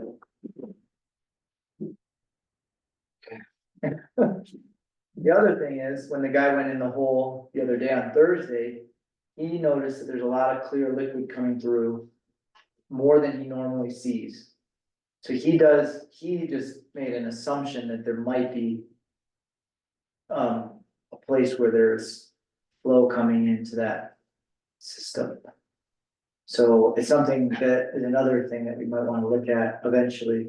Now, he told Brent, he said, the best way to do that is you check your flow meter at like midnight. You know, because then you can see, cause nobody's really using the sewer system at midnight, so if it's still flowing like that, like it was at midnight, then you know you have some kind of leak happening, so that's one way to detect it. The other way was just to be on the flow meter more regularly and see when it rains heavy, if it seems like it increases. and if we had an equal number of people on water, that's on sewer, then you can match water pump, water bill with what flow rates are. When, just prior to the fourth, when we saw the spike in water usage, we thought that there was a possible break, and Brent and I, and who was involved as well, we started pulling manhole covers. And I noticed some clear water coming through as well, like the excessive clear water, and that was on there's a manhole down in this area here, I don't recall exactly where it was. So yeah, it could be an infiltration problem. Could be just like a crack or something. Anyway, these are little things that, you know, are just kind of sitting there that we have to figure out how to get on. And maybe in the next, But we are knocking them off the list. right? Yeah. So I wanted Thanks for to, the update on the grades. yes. And there's also a book in there that has all the grants listed out nicely. And the Okay. ones that we're actively in, so you can Cool. get a little more research, but you gotta keep it in there. Okay. Because it's like the only thing we have, only record. Okay. So then I'm gonna update you guys real quick on CPCH. This is the Living Wisdom Project. So as you know, Dennis and I have been working with them to try to figure out tap fees and what's going on. So basically, our original agreement stated that CPCH was going to, they were going to, do all the work on the project because the town cannot handle that level of work. We would have had to subcontract it out with somebody, and it probably would have been somebody like Alcon, so they already had that going, so they ended up saying they were gonna do all the work. We were supposed to buy the materials, and then they were going to reimburse us, and then the reimbursement would come off their tap fees. Does that make sense? Mhm. So what happened was, we went out for bid, which we were supposed to do. They claimed that we didn't have to go out for bid, but it wasn't really a true thing, so we went out for bid, we put out our material list. Then we had it out there for a certain amount of time, in that time, CPCH says or Cooley and Sons is now buying all the stuff, because they wanna have up-to-date stuff that's, in line with the newest materials for their system, which is good on some level, because then it's like up to their standards, and then we can maybe match their standards, because it's now better in general. And so we kind of agreed that, okay, that was a smart move, maybe, so we'll just leave that alone, but they still haven't paid their tap fees. Right, so normally you pay your tap fees, then you tap, now they're tapping. Now that doesn't mean they're gonna get water or anything, but they're tapping our system and putting in all their infrastructure without paying tap fees. And so we brought that up at the last meeting. It was kind of a misunderstanding, but they said, well, we don't know how much it's gonna cost for all these materials and how much it's gonna cost for the labor. So Dennis and I said, well, we need the bill, we need the amount, and we will compare it to what we would normally spend, and then you guys pay us the difference. So Dennis spent some time adding up the amounts and figuring that out, and it came to what, like for materials 70 or something? Right.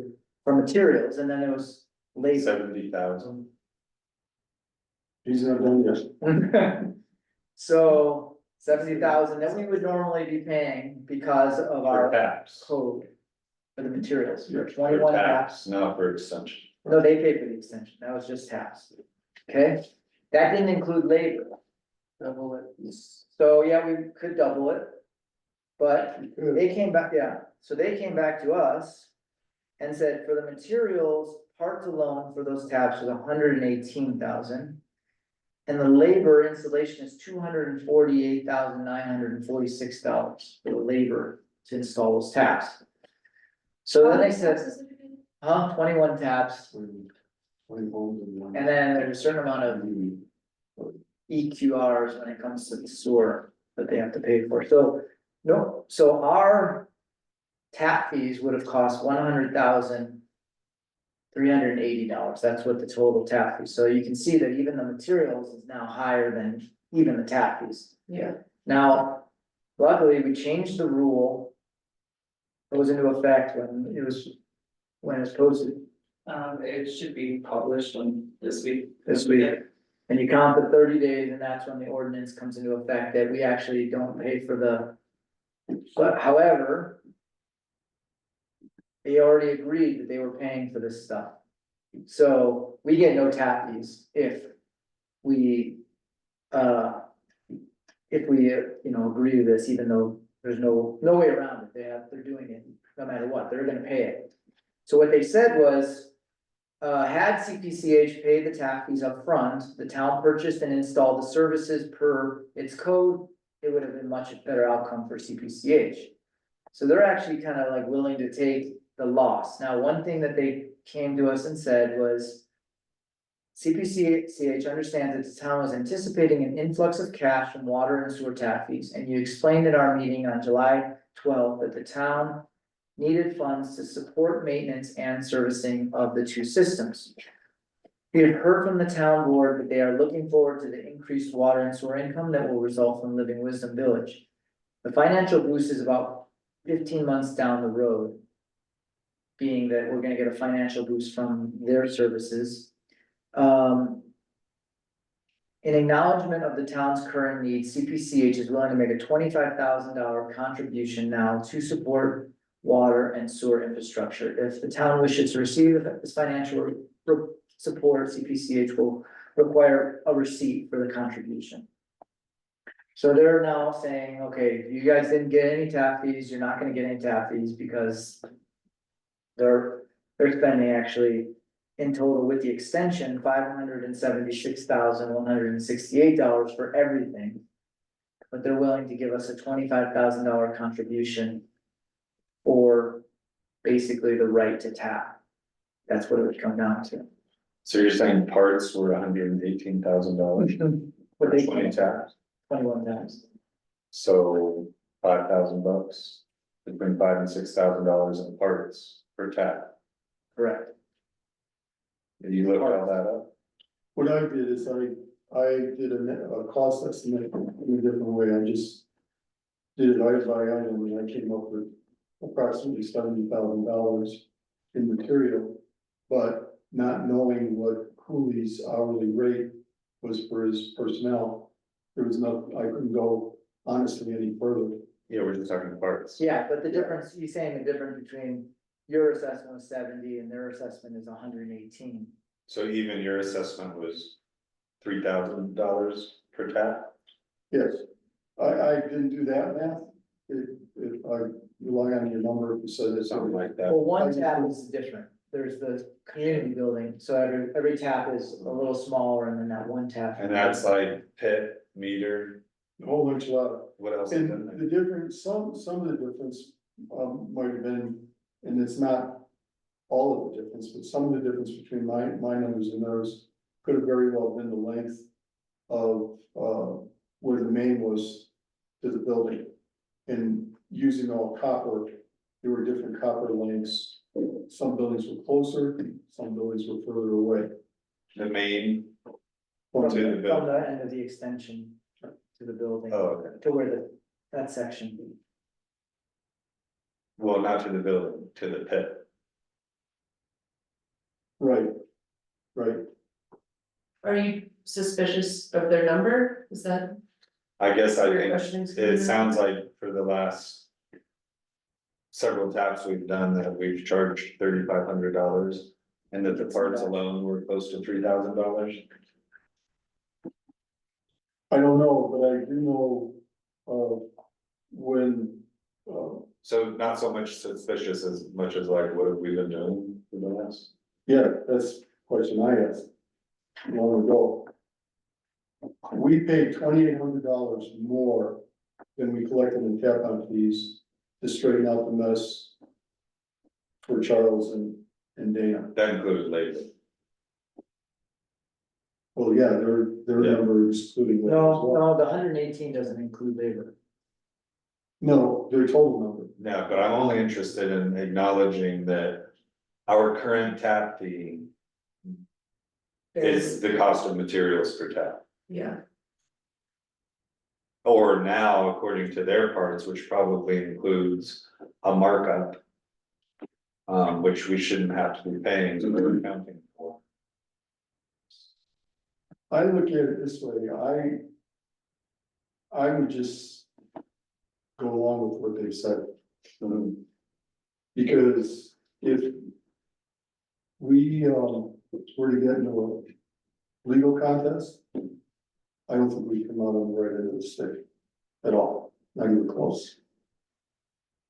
If they're offering to pay $25,000, the way that current municipal code is written, I would consider it a gift from them and accept And it. then, I mean, from now on, this is never gonna come up again.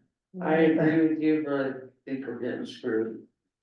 Big time. We did it to ourselves. We did to ourselves. I don't see, this doesn't make any sense to me. Well, you can read the letter up high. right, but if you're looking at like. Equipment and labor to install water line meters and pits is Right. 45,000. Right. Line 5. So that's what we're talking. About, is the Equipment and pits, labor. the only thing we should be talking But about. sewer line too. So you have to add water and sewer, so sewer line, equipment and labor to sewer line main. And then materials to install sewer line, We're just talking about water taps. no, water and sewer. Maybe $100,000 for water and sewer tap fees, 100 and. So we're essentially losing $75,000. I don't understand. Okay, if they just paid. Okay, according to our, Let's break it into water and sewer. okay, So, so water what should is, get- water is 6,500, 76,500, it's right there, yeah, that's water and that's sewer, okay, so 100,500. and we're supposed to pay parts out of that. Part and labor, We're supposed to pay, part and labor, we're the ones that install it, and we install it. And we pay for the parts. That's the way the current municipal code is written. That's what I've tried arguing since the day I took the seat. And That's it why took we this long to get the just ordinance changed it. corrected. In our ordinance, that was a big thing, you just changed it to we will pay nothing. not That's big. right. So before that, you told me that it said that we paid parts. And not Parts and labor. labor. No, I don't think I said that. I I mean, we said, argued about. quoting the municipal code, Okay, so you can sell. 76,500 is what we should be charging. The customer. And here, material, equipment and labor to install water line meters and pits is 45,000, so they should owe us 30,000 for that.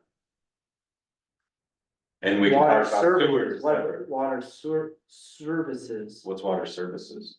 so they broke it into 3 things, equipment and labor to install water line main.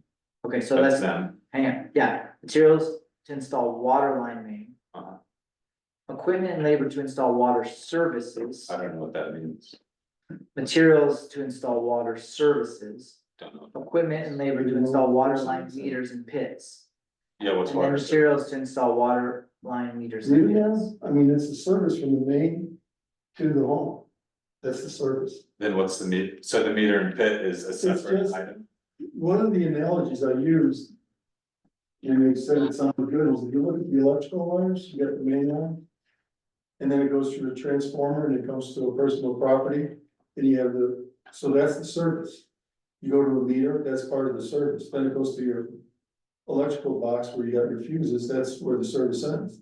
Then it's distributed into your home. It's very, very much the same. So where in our ordinance does it say that we pay for from the main to the pit?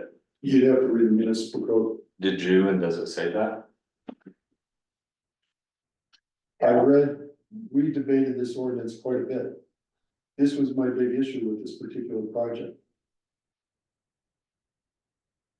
We've always This was talked about the already meter and the pit. Pardon me? We've always talked about the meter and the pit in terms of tap fees. And the copper that goes to the connection. The corpse. Or the corpse dot that goes to the connection to the main as well.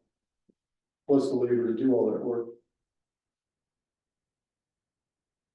Materials to install water line meters and pits, $9,800, but then it says materials to install water services, 66,000. We just don't use that language. I know, that's one of the issues is the languages. Well, we said that in the last meeting, is the terminology is throwing a lot of people off. They're breaking into 3 separate individual things. Well, either way, I mean, they're claiming that, I mean, we could add it up any way we want, it's still way over what the tap fees are. And they will want to pay all of it, so we don't have to pay for it, we're not paying anything. They're only contributing, so like Dennis said, 25,000 is almost a gift to us. For the right to tap. So it's funny to be flipping sides here, so now, you know, You're right, yeah. historically, I've always been, let's do whatever we can, and you guys have been very scrutinizing of the process. At this point in time, the process is not right, so for them to have made moves without agreements was not right. So at this point in time, for us to take their word that $25,000 is a gift. Sure, that sounds awesome, let's take the $25,000 and call it even, but the process Well- wasn't right, the language isn't right. Well, we're supposed to have one more meeting with them, and I guess we could. Print everything and go through that thing and say, you know. Cause we're gonna have to really diagnose it. Down to what's what. What is services? What are the, you know, what's the difference between services and meters and pits? Right? Is that what you're basically saying? We know that water line install main is one thing, but here it's broken up into equipment and labor to install water services, materials to install water services, equipment and labor to install water line meters and pits, and materials to install water line meters and pits. It's, yeah, that's not the language we use, and 3 months ago, if I had. Purchased a water tap for $3,500. And the water main was running up my road, there would have been a, 15 to 20 foot extension. And we'll call that the service. And then the meter. And the town would have paid for the meter installation, would they have paid for the 20 foot service? According to our current code? Okay, I'm just wondering about services, I mean, like, I don't understand why that is so much more expensive. For the sewer, there's no meter, right? Sewer doesn't have a meter, right, so. There is no meter and pit for that, but they break that into two parts, sewer line main, sewer line services. right, and I'm only interested in water rate, because those numbers are super clear. Well, our numbers are clear. If, yeah, my point had always been that the tap-on fee was for the privilege of tapping. It had nothing to do with construction. It should be, Yes, and that's what we have now. So we have, That's what we have now. And if that would have been, if we just separated out that 70 grand, the $70,000 an estimate that I had made. And looking at the $100,000 tap-on fee you got 30, and adding their labor. Yeah. To it, that still would have exceeded. exactly. and yeah, That's- so, and here, even so, like. These numbers are based on their designs. So if they wanted to put the meter. At the beginning of the property. I'm sorry, the main at the beginning of the property. And only account for. Materials to install water line main. And equipment and labor to install water line main. Becomes $100,000, and now it's $92,000 to provide water services. And they're charging us for that. Does that mean that they are running from the beginning of the property line to every single meter pit and charging us $92,000 for Yeah. that? That's not right. No, they're running this. these services from the main that's inside the cul-de-sac. Well, where's the main? Main's over here, Yeah, but don't, No, the main extension, is it here all or of is it this, here? all this is an extension. So. Took $90,000 to provide water services, is that from here to each pit, or is that from here? no, it's from the main that runs down the road to each home. And this is the main. So from here, Right, why is that $92,000? that's what they're costing. It's weird, I see what you're saying, I see what you're saying. I can't argue with them, I don't know, I don't do the payroll, I don't know what their men are. So when we charge a tap fee and do the work and the material and all of that, then we determine. The process and the materials and the labor, and we have a say over it. And I in don't this get case, what you're saying, I don't understand. So he's just saying that they're determining where everything, they're creating a price that is based on their determination of what they're doing. if we were doing it ourselves, we would determine what we wanted done. Why is Well- if the line from the main, this line is way more expensive than all meters. Materials to install water services Yeah, here I are want to make 66. sure that we're talking the same thing, okay? So- Because Hold on, we're, this is the main coming off the road. This is the main, part of this main. Right. Feeding the water and sewer and collecting sewer here. Okay, it might be, Of all of the homes around here and the other structure. Determines on where they're gonna go. Yeah. further. Some homes will further back. some I will- don't know how to really get, So I really don't know how What to. is the top of the concern? let's call it PEX, right? When was the letter dated? Was it the Thursday letter? Denise is trying to say something, Okay, but we don't just- have our I'll speaker. see if I can see it. I'll see, Denise? okay. Who? I think Denise. you can hear in this computer. I thought there was supposed to be some chat thing. Denise, can you hear? How come this speaker isn't on? Should we? Is it muted? But real quick, I will also say, within the itemized list that they gave us, materials for water line services is a line. item, Yeah. If we and mess it with has the audio, we $66,000. might have. So you're telling me, or they're telling us, that these pipes, materials alone are $66,000. Yeah, and I figured 70. For pipes from main to the Yes, meter. but it's also the corporation stop, it's the V box, it's the sleeve, it's the meter pit as well. No, that's materials for water meters. Well, They broke it out. according to our municipal code, that was the. They have, you need to see, they have an itemized thing, they have $45,000 for. Recording in progress. Betsy, can you hear me? And then they have $65,000. I'm sorry, Benji, can you hear me? This is Denise. Our audio, hang on a second.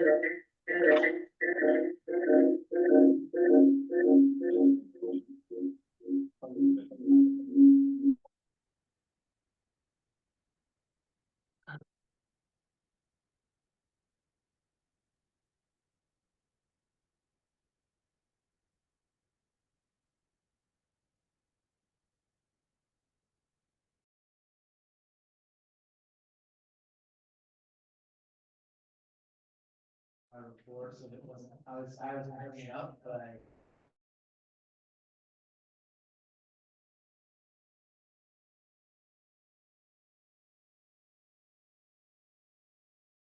That's 3,000. For a pipe on the main to the pit. Including the corporation and the V box.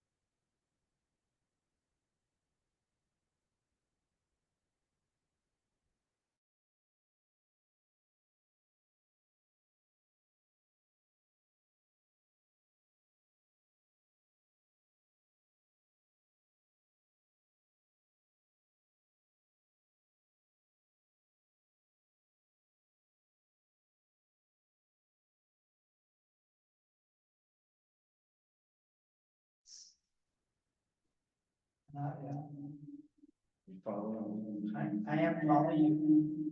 I think we need somebody to explain more detail because the way they have it laid out, they have the water line broken into three separate things. Equipment for the water line main, which is only 57 now. So how is the water line services 92,000? It seems like the water line main would be more than the services. Well, in the meeting. Find out. I mean, I definitely. you know, if we have a meeting and it makes sense to accept the $25,000, like. It's nice to get something out of it, but I am hearing what Adam's saying, where it's like, okay, like. And then on the other hand, it's also like they're a mostly federally grant funded situation, and so them like lying about their finances to some degree or whatever, like, and I'm not saying they are, it's just that like they have to They're not report lying, they're all just, that stuff. they just were surprised at the total cost.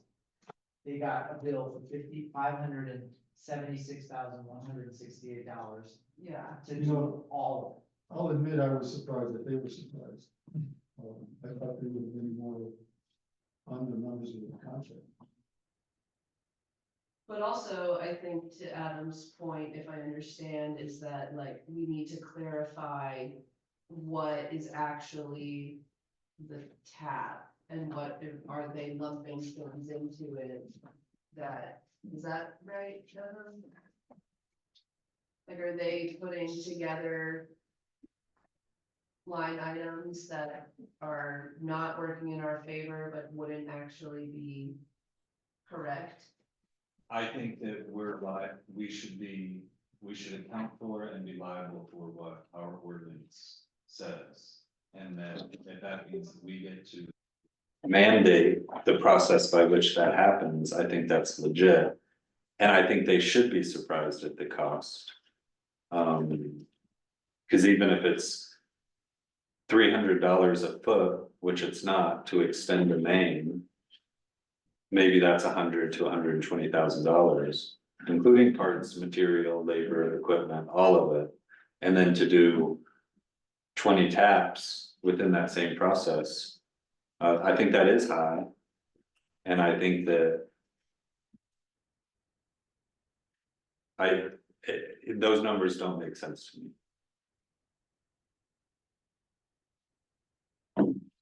And materials to install water line and pits is a line item, so that's water Water line line, and pits. material, meters and pits, Water line, meters and pits. it's only $9,000. It's 10,000, 9,800, so $10,000, so that should be the materials for the pits, the meters, and the water line between the main and the pit, and including the pit.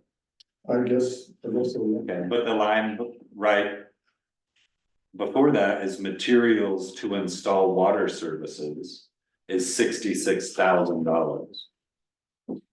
I don't know what the difference between water services, water line, meters and pits is when we're talking just materials. So that's not clear. Well, we'll check into it. Alright, so, And then, yeah, otherwise let's take the 25,000, send us. Yeah. Denise, are you there?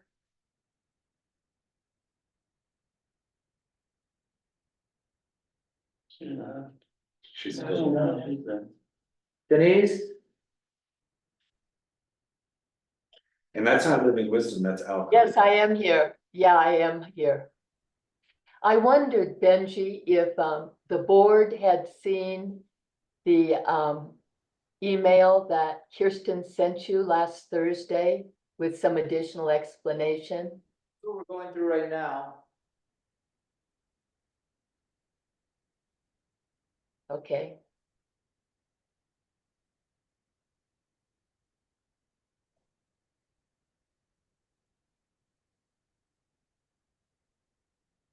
We're just mixed up because the language that they're using is different than the language that we normally use, and it doesn't, no matter what, I think we have,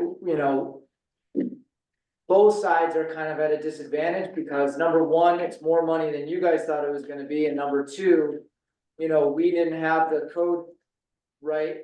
There's 99.9% of the towns and cities in this country do not pay for materials and labor when it comes to doing water and sewer.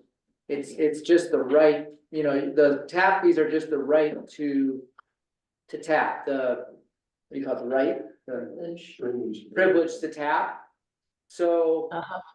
both sides are kind of taking, we're kind of at a loss on both sides because but it's also our issue and we're willing to accept that.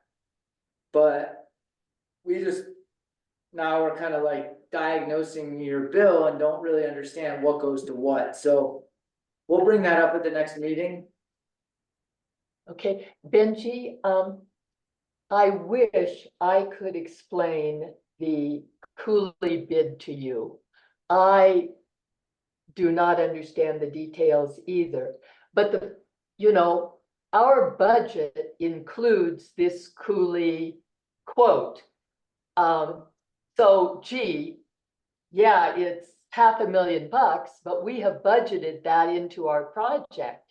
We're just saying we should not pay another 100,000 to the town because there's duplication of. No, and I understand that, I understand that, Yeah. I don't think we're And- expecting that. And we have stopped the project since last Wednesday, and we're in a very, very, very precarious position with our subcontractors, because we chose to stop because we did not have the town's permission.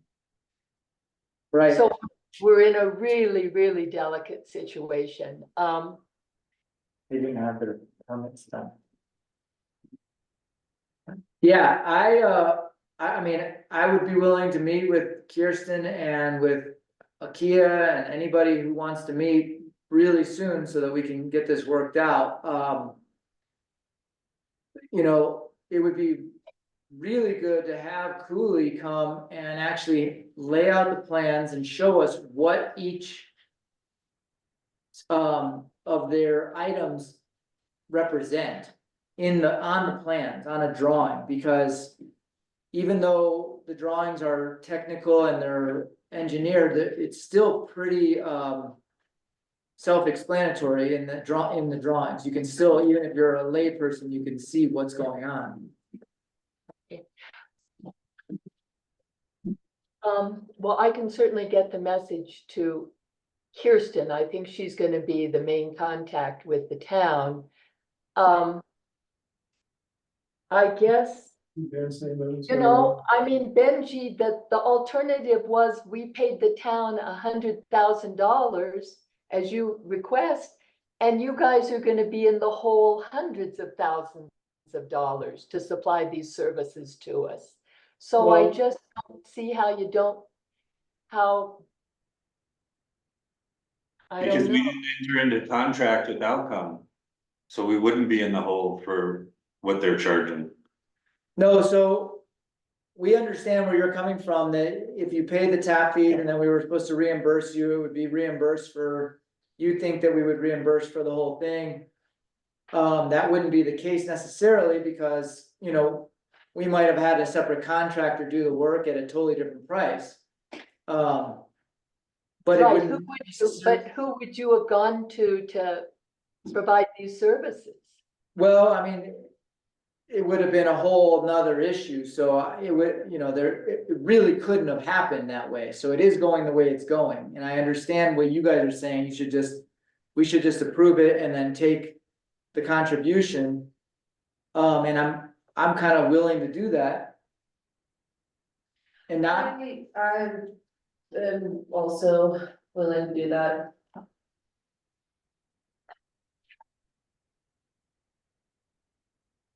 I mean, we could just make a motion that we're willing to take the contribution Initial permits. and issue the permits. I mean, I don't think that, I'm not saying that we don't get the clarity but, Am I not- I don't think the deal is gonna change or be better. Which permits need to be issued? All of them. What do you mean, all of them?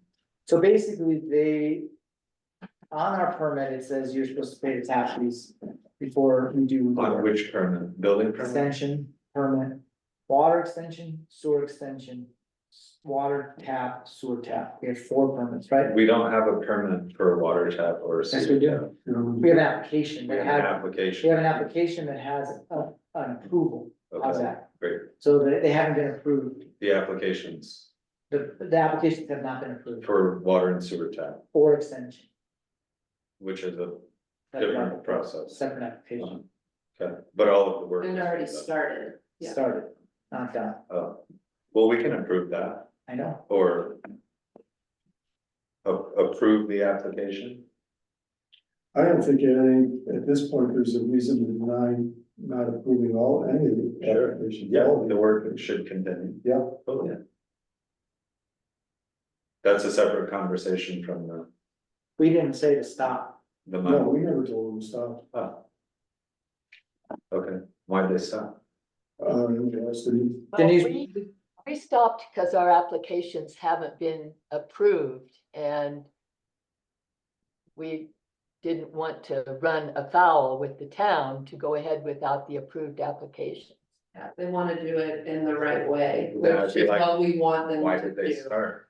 That is the real question. Cool, yeah, I'm Somebody fine, gave somebody authorization to start. okay. Well, yeah, they should continue the And it work. wasn't us that told them to stop. so let's make a motion and get this settled. I'd like to make a motion that we accept the donation and sign the permit. Can we have it be separate? Sure. That we accept the donation, Contribution. the contribution. Can we do the permits first, the applications first? Okay, hold that thought. I'll make a motion that, For that, I think they just have To direct the to. clerk to approve the applications. Okay, Yeah. I'll make a motion that we direct the clerk to approve and have the mayor sign the applications. I second that motion. Any more discussion? 4 applications. Okay. All in favor? Aye. Aye. Next, I'd like to make a motion that we accept their contribution of $25,000. is there a second? Second. Adam, any more discussion? Yeah, I don't have anything else. to say. I would- I mean, just that, I would like to know, I still would like to have the information from Cooley and still get that figured out. We can still do that, Yeah, I think we should still do that. but that's not part of the motion. We can still do that. Right. All in favor? Opposed, No, wait a second. that's okay, I can vote no. All right. Why? Okay. Not in that spot. All right. So we have a quorum on that one,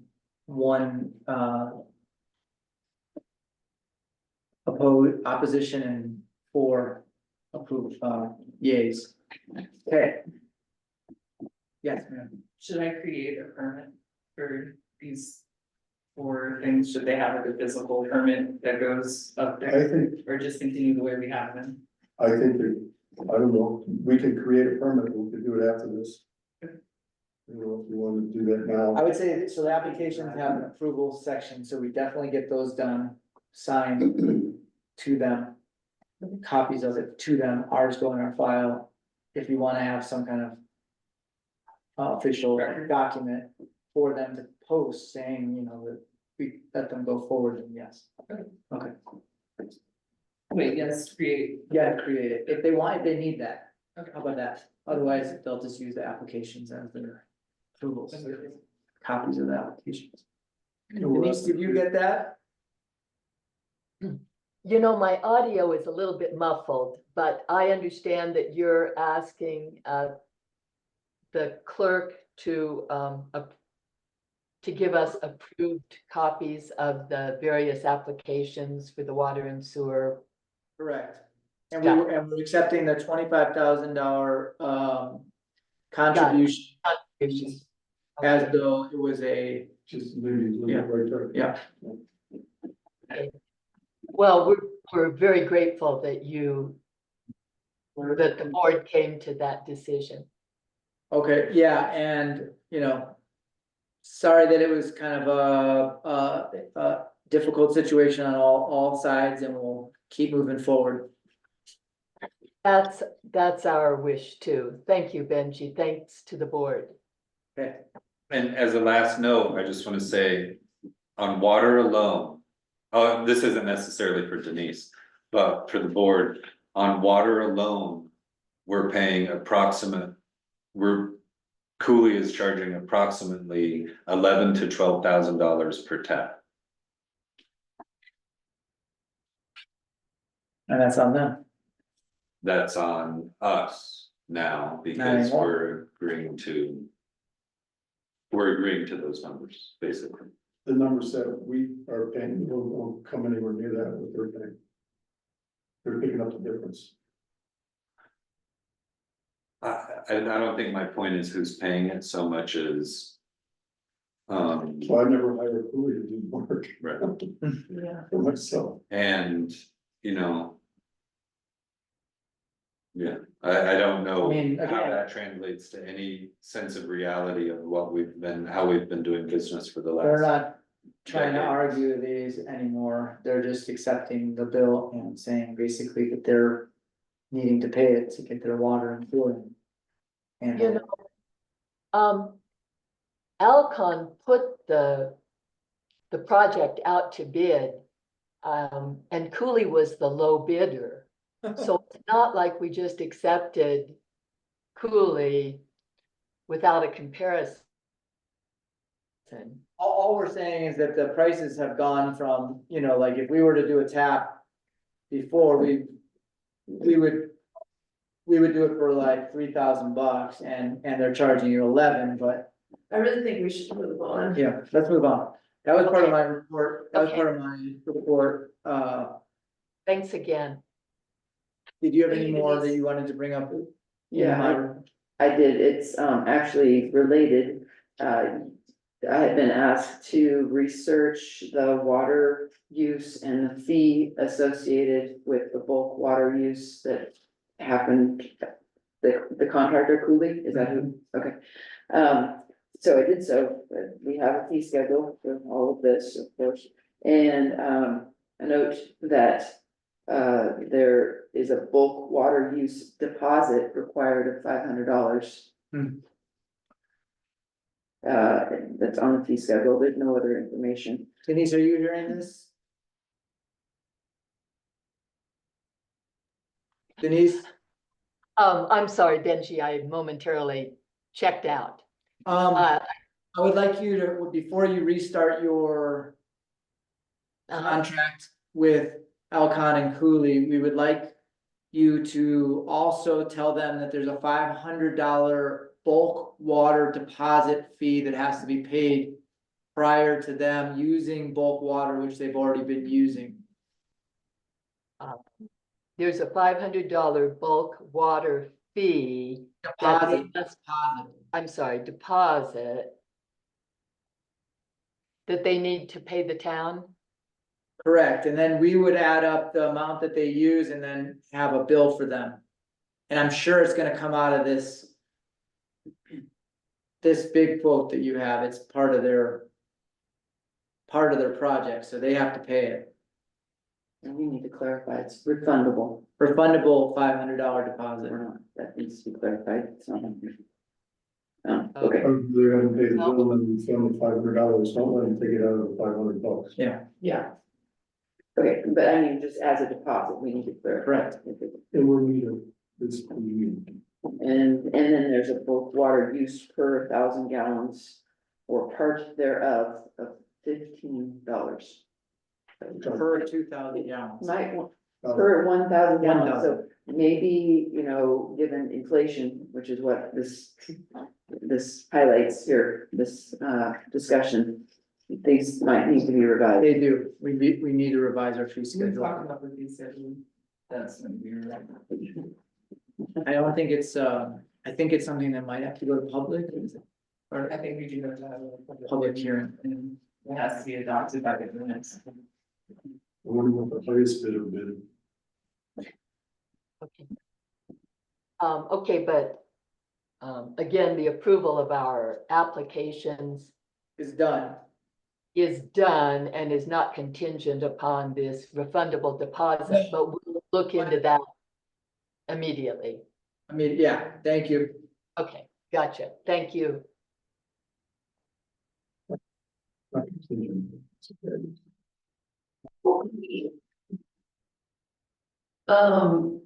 Anything else for the mayor's report?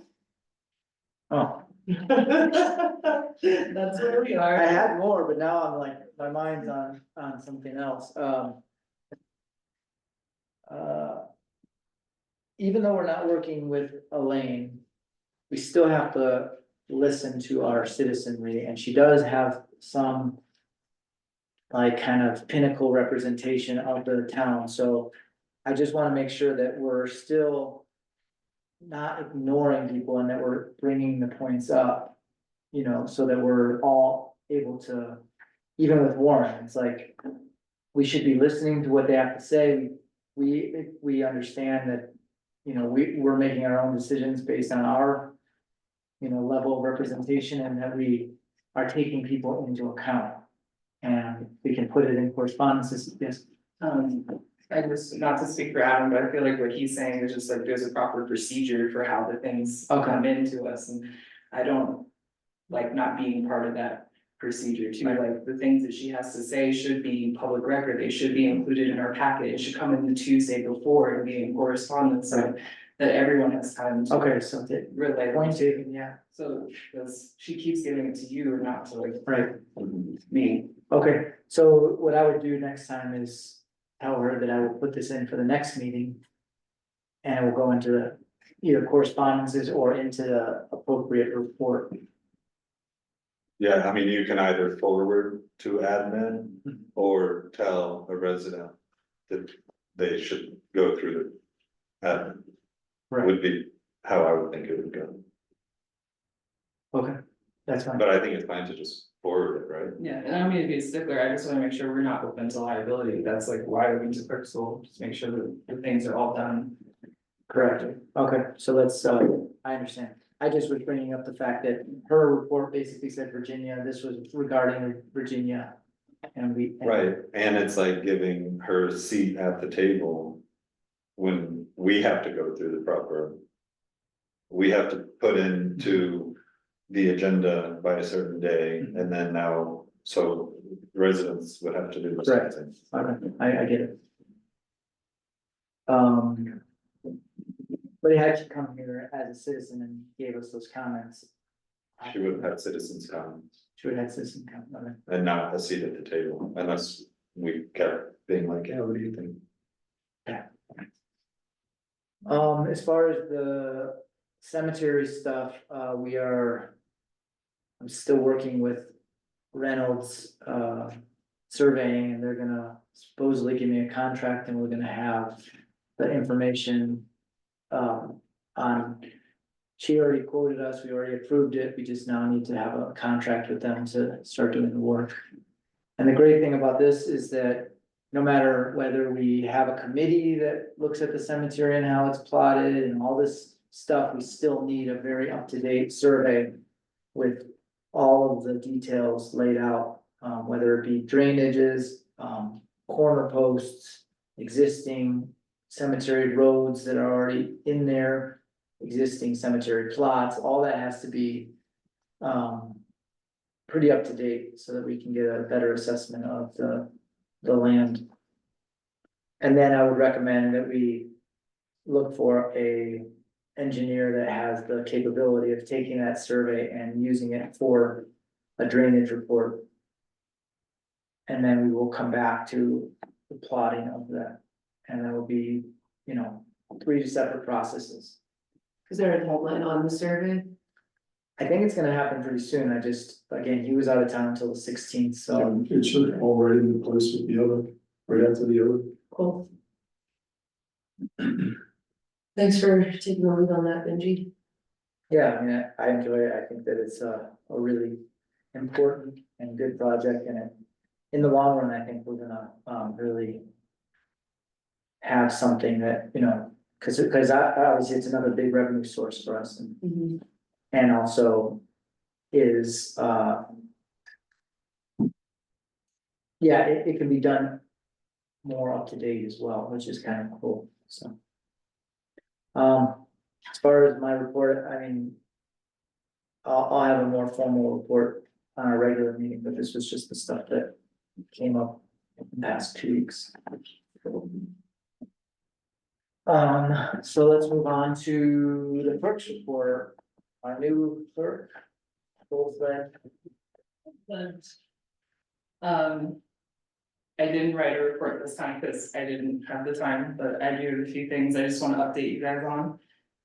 Civil asset forfeiture has been completed, and in the future, the Saguache County Sheriff's Office will take care of it because they would be seizing the assets, not us, anyway, so they're willing to take that on in the future so that we don't have to do that any longer. To see the assets.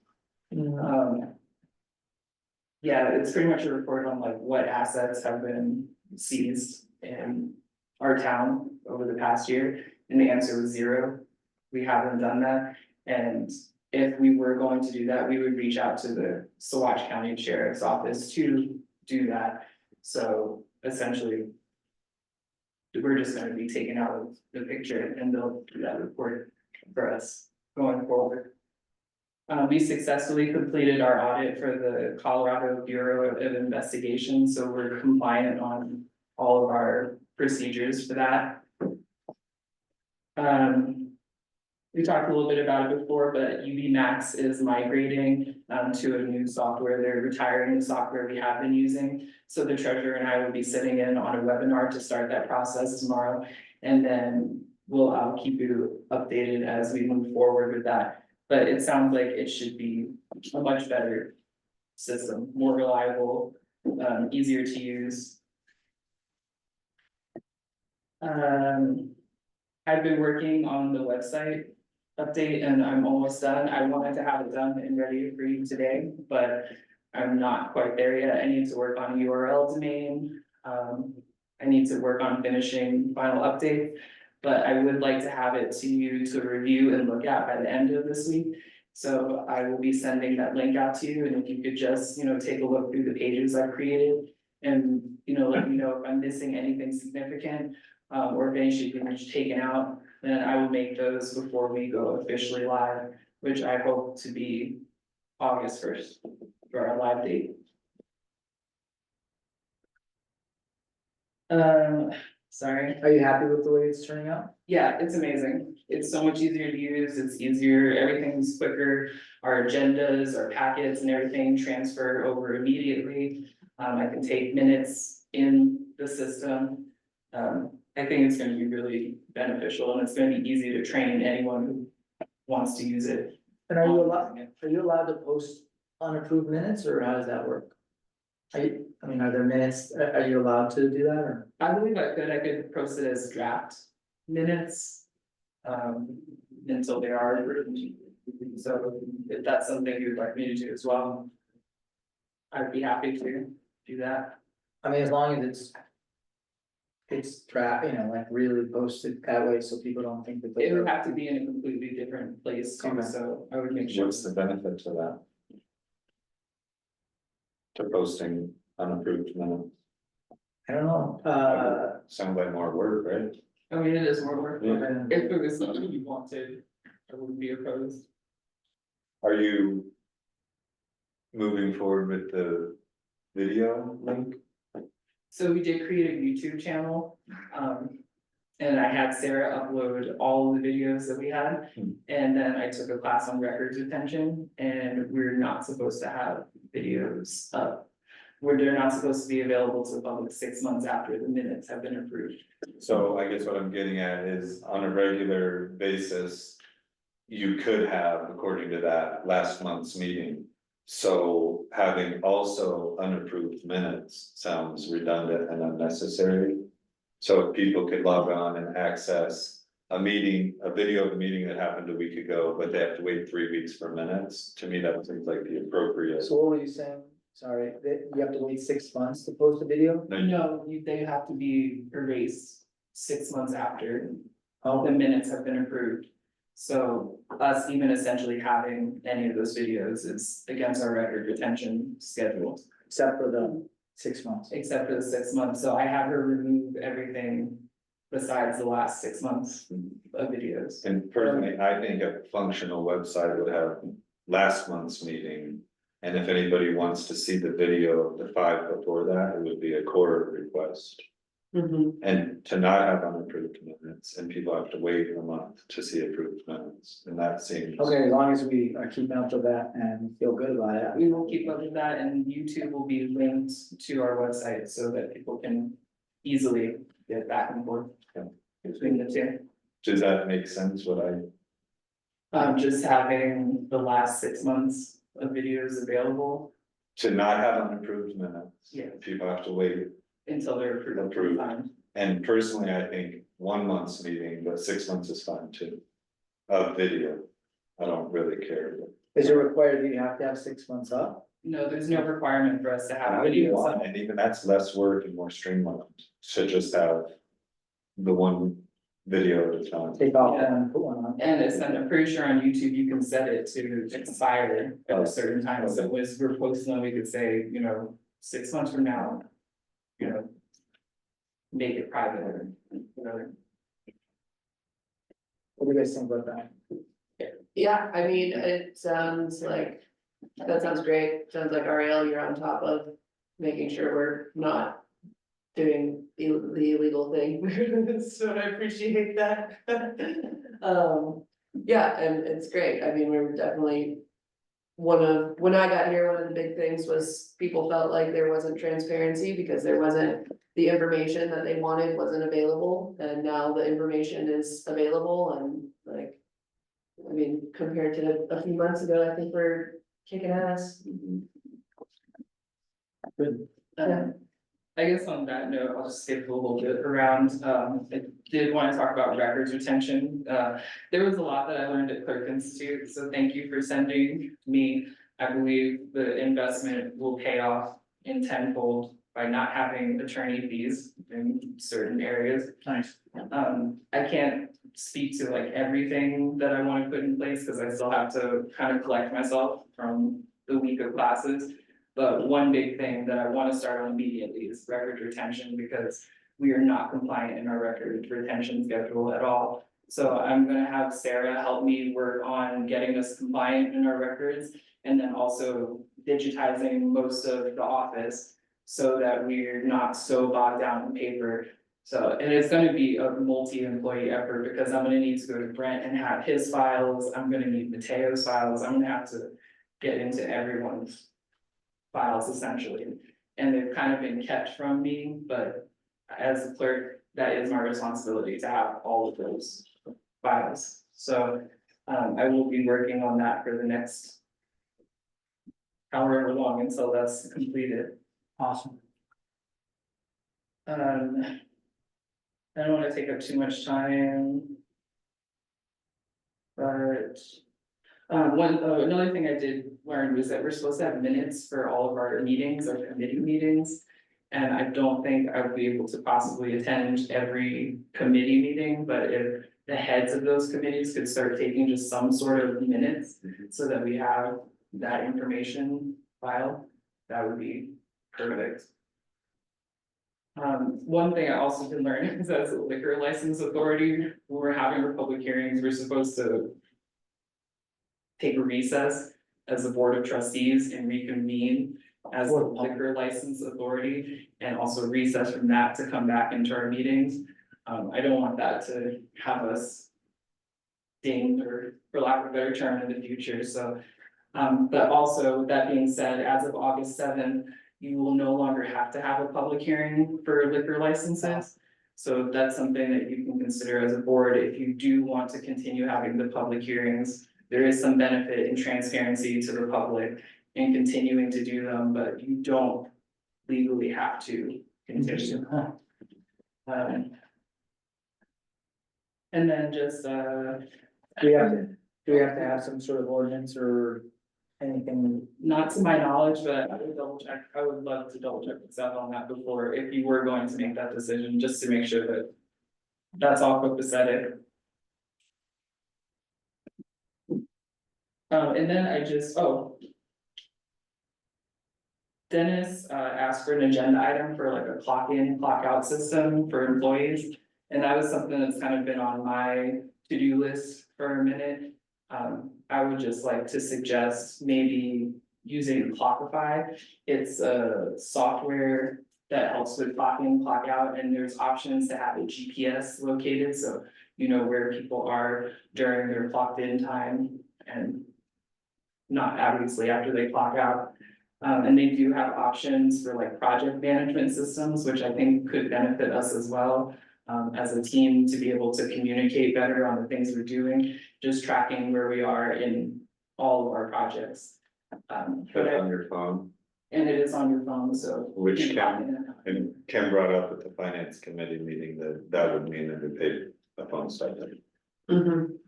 which maybe we do, So it's just something that I know with Clockify, if you wanted just the clock in, clock out with the GPS system added, it would be $9.99 a month. Unless you did it annually, it'd be $7.99 a month, is what it would work. $9.99. $9.99 a month. If you want all of those features with the project management features as well, that would be $12.99 a month annually or $15.99 a month monthly. On top of the 9. No, that would just be. Yeah, those are just your breakdowns of the monthly versus annual. But that other one would include all of the features from the $9.99. Is it like, per person, or do we have? It is per user, so if we take that and multiply it times your 6 employees. Okay. And it doesn't translate really easily for the treasurer to be able to take those minutes? Yeah, Those- so it runs reports, you can, I mean, I'd be happy to send the link to you guys so you can explore it kind of further on your own. Cause I'm not looking for a decision today, just trying to bring it to your attention. Oh, so the base is $9.99, and then, so someone. Where we wanna be more detailed, might go to the higher rate. And we could do that, we don't have to have everyone on the high rate, everyone, I mean, if it's split up. Let's say, for example, Eddie, is in the position he's in. We wouldn't necessarily need anything more from him other than his checking in and checking out when he's here, when he's not. But for someone who may have a need to go to other places, like for example, Brent, you might have to, for some reason, meet with people at Baca and accumulate information from them for, like on this flow meter. Then we would look forward to having to pay more. No, I don't believe that you can split it by person. So everyone would be on the If- same. Everyone would be the $15.99 per Okay, month or the 9. and if we wanted to try it at the 9 and go up. Oh yeah, those you can easily kind of go back and forth from. So what would they give us at $10 per person, $60 a month? but I think what 729. Kim was saying is that if they're using their phone as a work device, that we ought to be paying a phone stipend in addition to that subscription. In this case, I would agree with that. Yeah, I would agree with that. You could also split out who you wanted to clock in and out on their phone versus the computer code, so. And I would say as a general practice, I'd like to see like a proposal. So having all these numbers in our heads is great, but to see it written down like. Let's put these employees on this status and pay that much and then pay a phone stipend and it's gonna cost this much a year. Kind of based on your recommendations. For sure, I'd be happy to like make a proposal for this, And if we wanted to do that, how fast could we have to do it? like same day. That Oh, we sign up. So And what it is would a you- software I have used before, I've used it to manage employees in the past, so it is Yeah. something I'm familiar with. We And have, what do we do? They would give you their phone numbers? No, I would sign up, I would get everyone registered as a user, and then I would send out invites to the users via email or phone. Whichever they prefer, and then if they're gonna clock in and out on their phone, they'll have to download an app to do that. Otherwise, they'll just create a user name and login. Well, either way, they'll have a username and login, but the app for their phone or just signing in on the computer if you're gonna do it that way. So how would then what would, so you would be getting an email through this company back to you? How so? You mean for the hours? Yeah, if they didn't use their phone. They could still do it on the computer, it would be the same software, just a different look to it versus their phone. I got it. And then either way that they do it, I would essentially be the admin and have, or Kim could be the admin and have track of everyone's hours. Could it recognize if people are punched in and like, for instance, like forget to punch out, or how does that happen? So I could set it that I got a notification, you know, if Brent said 25 hours. You know, it'd be like, hey. You didn't clock out, you know. Let me know when you clocked out so I can go back in and adjust that manually. When we use at our place, we just use our point of sale system, and it has a clock in, clock out, and it runs a report, and you can have breaks set up and all this stuff, but.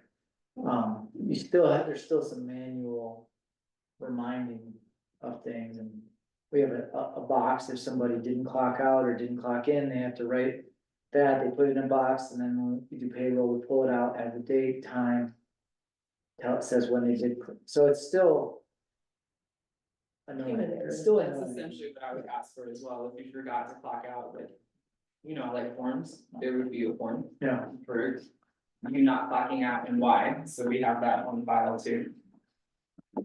Cause Yeah. people are gonna forget to yeah, clock it's in just and to out. make sure that, First couple of days, yeah. Especially in the first like few weeks, people are gonna forget until that becomes like second nature. Sounds good to me. Another thing I had, which I will also create a proposal for, is our phone system is essentially down. It's been acting up for the past few weeks. We're not getting calls in. Calls are not going out. Some of the lines go down, they come back. It's been really, I don't know, a source of frustration in our work and a source of delay in work too, when the phones aren't working. So I had Sarah research phones, she found a phone system for $281. Each desk would have a phone and we would still have 2 lines. I'd be happy to write a proposal for this too and have you look at that. I just wanted to bring it to attention too, because I would say we should. Go forward with that, our communications is like foundational. That's just to purchase new phones. that's to get a new phone, it's like 6 handhelds Yeah. and. I think that sounds appropriate. So would you guys like to make a motion to have that done so we can? Anything, it's a problem with the hardware, with like the phones themselves. Yeah, and we've tried a number of like troubleshooting methods to try, because I don't wanna just buy a new phone, since we're gonna try and make the one work, but we can't figure it out. Okay, cool. I make a motion, we approve the purchase of new phones for up to $350. How many? It's the system is, Office wide. is there a second? I'll second. Kim got it. Any more discussion? All in favor? The only reason I would request a proposal on the other thing is because it sounds like it could cost over $1,000 and that it would be an ongoing situation. So I guess I've been also wondering about purchases in general for the office, like what those are. Yeah. You know, because I think in the past it was under 500, the office could just kind of make discretion, have their own, you know. Do it at their discretion, but. Now we have this new process with the finance committee of giving you receipts and everything. I just want to make sure that we're all working together in a way that's. I would like to say that if we're doing it properly, you guys would have your 2025 budget. As what you expect to spend, and then you have like this line item or a few line items that you're working under. And then you're making purchases based on that. This last one was all mixed up because you're coming in from 2023 and we already had the budget done. So ideally, you would have it budgeted, and then if you're going over budget, then it becomes a problem, and then we have to start figuring out For how sure. to adjust. That makes a lot of sense to me. I mean, I can just keep asking until we're at that point, you know, if it's like small things, like pens and things, I'm not going to bother you, but if it's larger ticket items, then I'm gonna just come and ask for Right. it. Or for who else. Just, yeah, I mean, cause I would say, you know, you're gonna be coming up pretty soon with a budget proposal for your office and basically, you know, projects that you're gonna want, cause the budget is the plan, so if you have it's kind of a plan. And then that will get turned in, hopefully after the supplemental budget. And you'll have an idea of where we're at. So that's the hope for all departments. Yes. Very last thing on my list was the apartment rental upstairs, because the last thing I had a motion on was to remove the rug up there. But I don't know how to go about removing the rug. Do I put that out to bid? Do I? I thought the Stay motion there, was to probably replace the carpet. I don't I remember. thought it was to replace it, so the people that come with the carpet would rip out the old and put in the new at the same time. So am I asking Project Pros to handle this? Is that them? That's who also I've had trouble getting in touch with. I don't know if you have any contact info from them, but I've got Brett. Do you have his number? Do you want his number? Okay, I'll send it to you you. don't have to give us me number, yeah. Okay. Just like something. Yeah, It should be under $5,000. I think that's kind of, I don't remember where we landed with that, but there was like does it need to go out for bid conversation and whatnot. And then the whole like, we don't really want them to work trade for rent situation.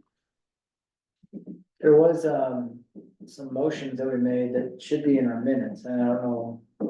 I think we decided to replace the That's why I carpet. bring up the replacement of the carpet. I just don't know like where to go from I think you should ask them for for a bid. a bit. Yeah. And the, should be under $5,000, and if it's not, then we'll have to advertise. I thought they were moving in on the first, so that's 8 days or 9 days. Yeah, but that's part of the problem. I haven't been able to contact them, so I don't have an application And from then them we should also ever. include I haven't the been able to removal, create a lease disposal for them. of the old. Are they still interested or are they kind of backing Cause up? it won't. I fit don't in know, that cause I price. can't, I went as far as going onto their website and going to the contact us and writing them a letter there asking for, you know, just like an update or any way to contact them. You think they'd be more motivated? I just sent you Brett's number, Ariel. Thank you. You're welcome. Yeah, if they do a bid, then we won't have to send it out for bid. But as far as, Unless it's over 5,000. unless it's over 5,000, but removal, disposal and replacement.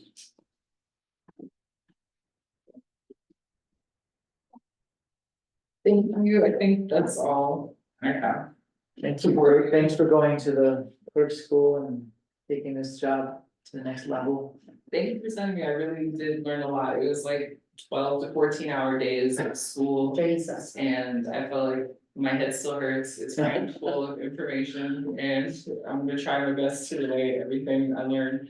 But also, it was a good networking source too, I know clerks in like Alamosa now, and Poncha, and Leadville, Victor, like all over, different sizes, closer to ours, huge places that are nothing like ours, it was just, you know, it's really good to have that network too, because people are gonna send me forms we should be using, send me answer me questions, it's Good.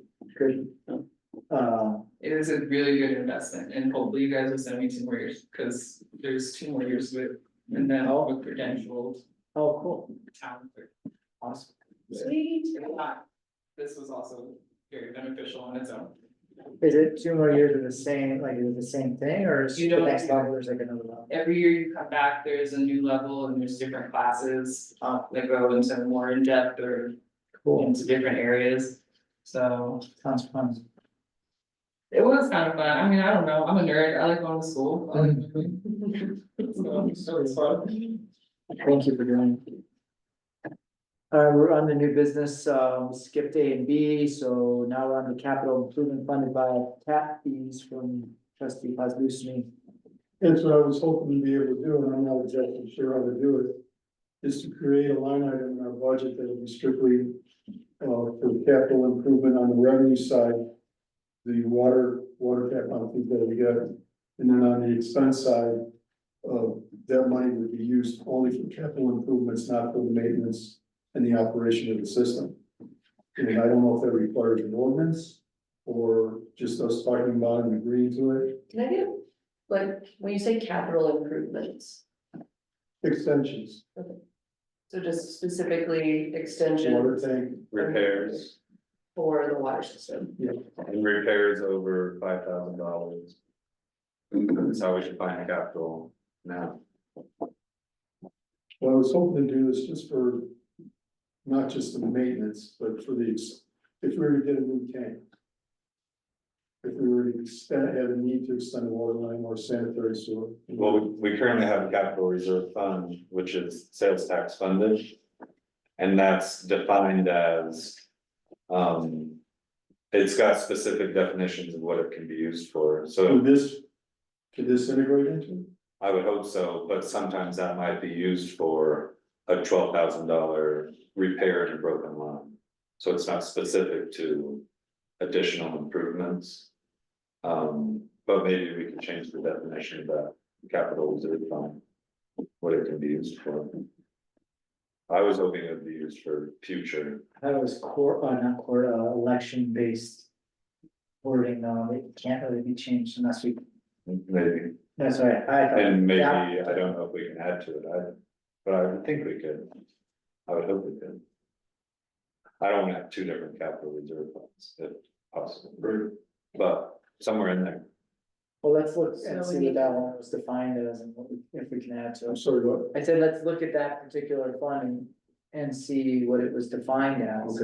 I remember I tried to say, let's pay some $3,000 bill out of that capital reserve fund, and Warren pointed out. You can't, 5 or something. because of, yeah, some stipulations, but I think we wanted to pay for the tank repair. repair, that's what I wanted to Yeah. do. Where is that information? Is it in in the code, is it in the document?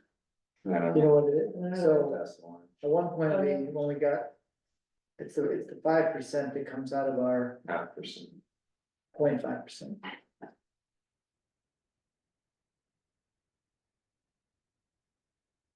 What did you say it comes out? Comes out of our sales tax. Every month, and it's up to date, supposedly, it's been up to date. If we were to, ever get the enterprise status. For the water and sewer. Then this would be, in that budget, this would be a revenue and an expense item. I guess that's why I was thinking of it that way. Well, the only thing was when we were going for enterprise, we always had a separate water and sanitation account. And that was what was supposed to be run as an enterprise, totally separate from the general fund. Right. So I'm curious if that's what we'd have to go back to make it. If we went back to that. Yeah. System, then that line item would be in there separately from the general corporate. So just for clarification, the tap on fees, what account do they go to right now? General, Just the general? Yeah. And but we would put them into. Yeah, that they need to be in the capital. If we can add to.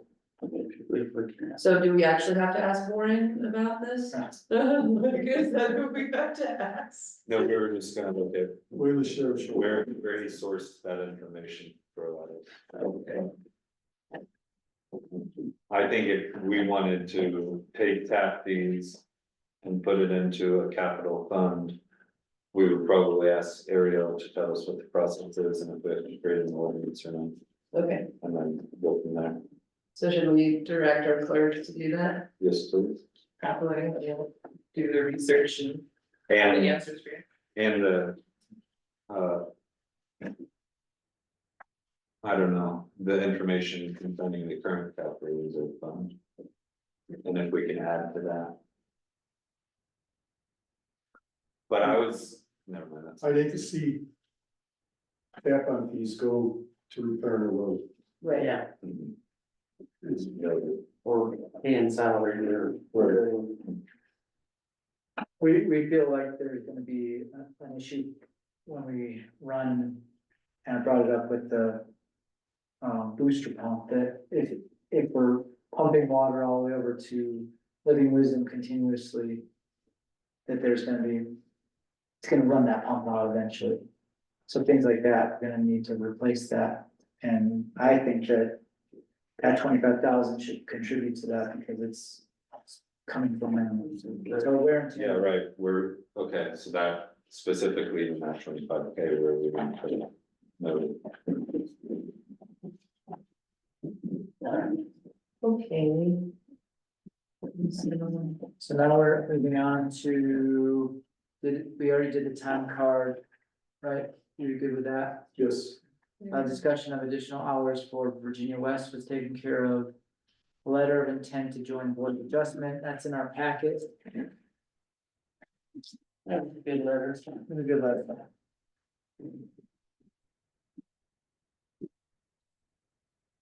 So do we have a seat, right, or would it be an alternate seat? I would like to sit down with you Uh-huh. sometime this week and talk about who's sitting on all of the committees. Especially so I can put that on the website as well. I'm a little bit confused on who's on the board of adjustments right now. I know Lily Zohar has said that she wants to remain. Okay, Dennis is still a member, or sorry, trustee calls his name, I apologize. Dennis is fine. And then, there's supposed to be 5 seats, correct? 5 seats, So who are the other? but there could be 2 alternatives as well. Steve Hume. Steve Hume and- Last And, meeting. Harry Gergen, Terry Gergen, so Aaron could be the the alternative. final seat. Oh, Where do we at? Let's see. 5th seat, is that right? Annie Pace, we were gonna check on that one. Yeah, Because, I'm not sure yeah, she might have, that she might still. yeah. This So we- person seems really qualified to be a participant. Oh, yeah. Does anyone know Erin? Yeah, Yeah, that's our office assistants, it's her husband, Oh, it's that Erin. yeah. Oh, okay, I know Erin. the thing is, if you put him on, even if you put him on as an alternate and Annie Pace is still on as the main, then at least You can you can alternate, but he'd still be on it. And then if she doesn't show up, then there's that alternate. We could have one more alternate So are you looking to put him on as an alternate? until we know what's up with Annie Pace. Then I make a motion, we accept Aaron Martin as an alternate member of the Board of Adjustment. I would second this motion. Unless the seat is available. Unavailable. No, Oh, unless the unless- seat, and then- the actual seat is Yeah. available, Okay, I mean, because she's gonna check on that. Right, I Yeah, mean, you'd have to have a letter or something from from Annie. her saying she's stepping down. so when you have a member step down, does an alternate become the member by default? I'm not quite sure, I would have. We could make him a member in 2 weeks instead of an alternate. Okay. Or we could just make him an alternate and then make him a member in 2 weeks. Sure, that's what I just said. Yeah. You said instead of an alternate. We got it. Right, I got you. Instead of an alternate, Would be an alternate. which is what it is now. gotcha. That would be. All right, all in favor? Aye. Thank you. I knew it, I know. Okay. Next we have, I'm trying this. Agenda, I have. All right, we did website reviews done on old business. Auditor contract proposal, did we receive that? No. But we already approved it, and we're gonna go forward with that auditor or no? No? You're waiting for the proposal. Can you reach out to him as opposed to Kim and just say, I'm the clerk, and we really need a letter of engagement? By the next meeting. Yes.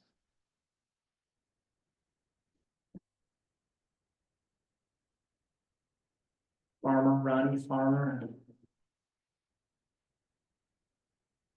Okay, now we're on to these well permit requests. So I did research and we've never had an application for a well permit request, people just bring it as an agenda item. I do have supplemental material from Angie Jensen. She didn't have a building plan, but she had a survey. Lanes we determined is, In the lanes, we didn't know the block numbers, so I have those, kind of know this one. Offutt Village. For lane, it's block 28, so she's asking about the west half of lot 2 and then all of lot 3.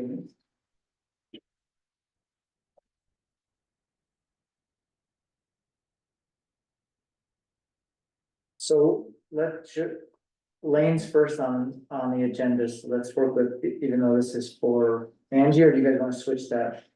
So it doesn't matter. What would you prefer? We can do a lanes first. Okay, so, did we determine how many feet she is from the water line? well, that was what we were about to do, block 28.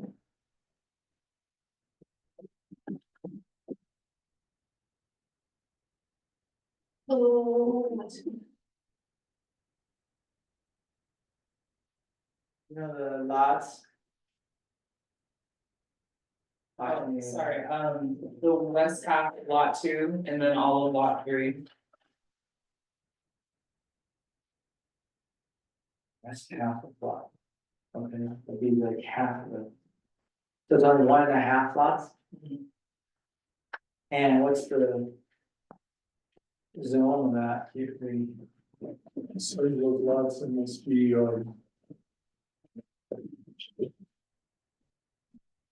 low density, whatever it's called, low density. And there's water by the well.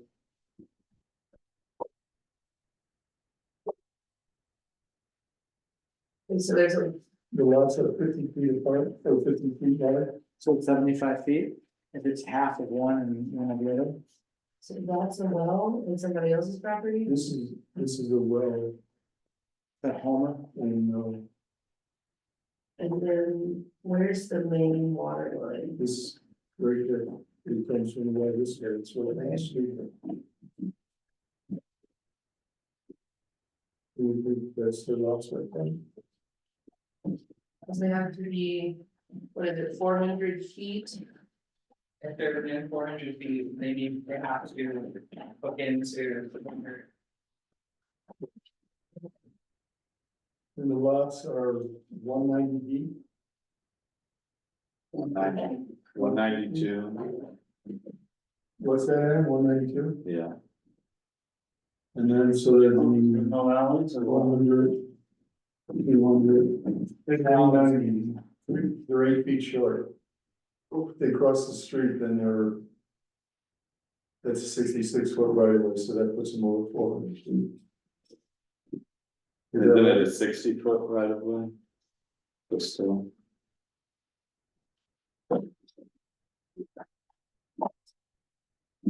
The alleys are 16,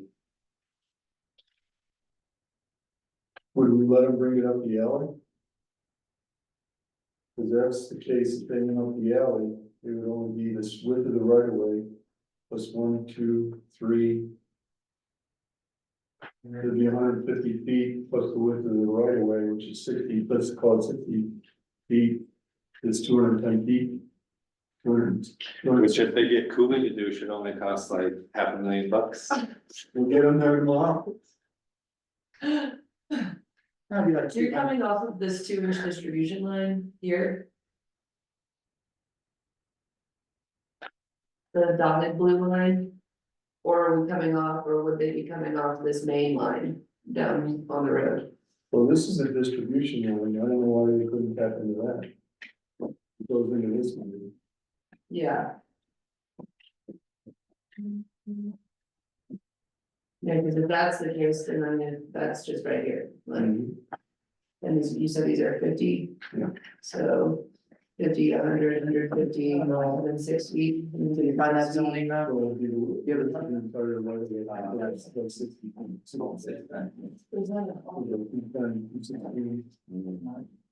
But if they come from down here, If we stay up, you know, and I would have to say, I don't know Should be in your binder, I don't have a binder. if this would not be a service from from that meeting.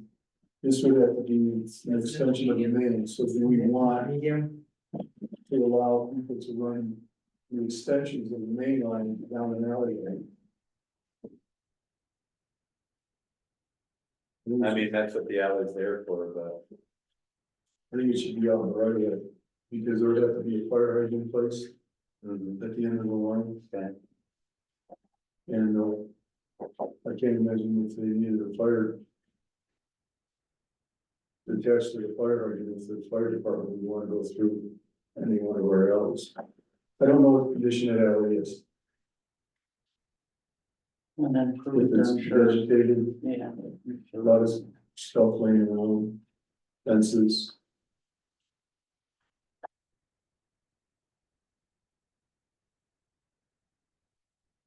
so they can do it because it's 75 feet is the minimum width. 1.5. Okay, so that's good, no? what's that, Benji? I was checking the zoning, it's a medium density residential and you need a minimum. Lot width of 75 feet, so that would be 50 plus another half, so they have that right. Oh, to put a well in? No, to build, even to have. Okay. So 75 feet times 3 is 2.5. are you saying that 75 foot lots? Yeah, plus the length of the lot is another 192. Aren't those 50 foot lots? 50 foot, but they have 1.5. So they have 75 feet. Right. But the length of the lot is 142. Right, 142,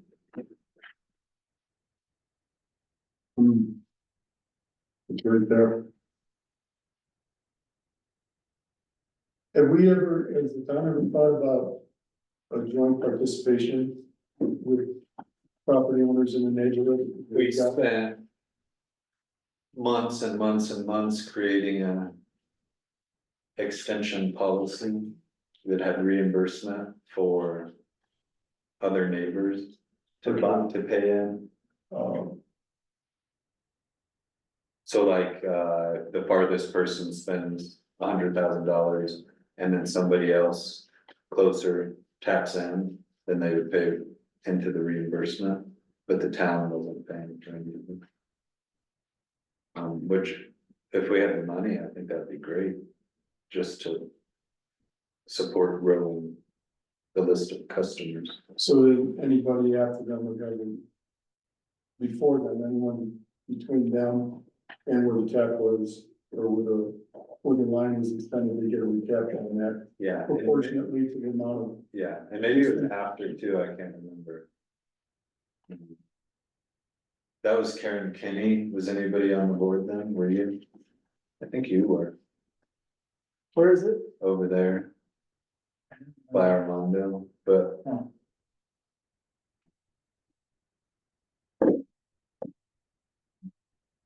Would Um, we want to talk to them to see if they'd be interested in doing some kind of joint venture?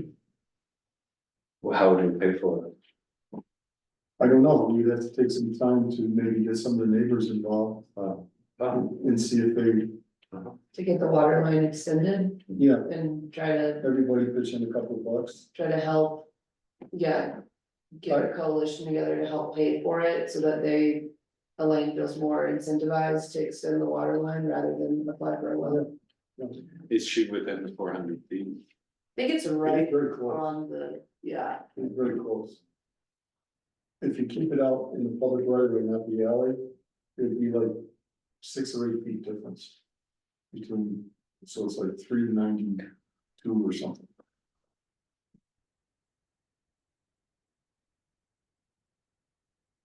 I mean, I also get why people don't have their own wells. I just, and I talked a little bit about it with Mary. I have a hard time, I really have a hard time giving permission for them to try to welcome this. And not just Elaine and this other person, anyone. I see it as a way of, it makes it more and more difficult to expand our system, obviously. And then even if someone wants to, you have to invest in, I don't know what it will cost these days. $17,000. Okay. Spending that much. And said, why would I wanna give up my well now? Cause you wanna run the water main. Is that what you got quoted at your place? In the Baca, Oh, up here, I think it would be like 40,000.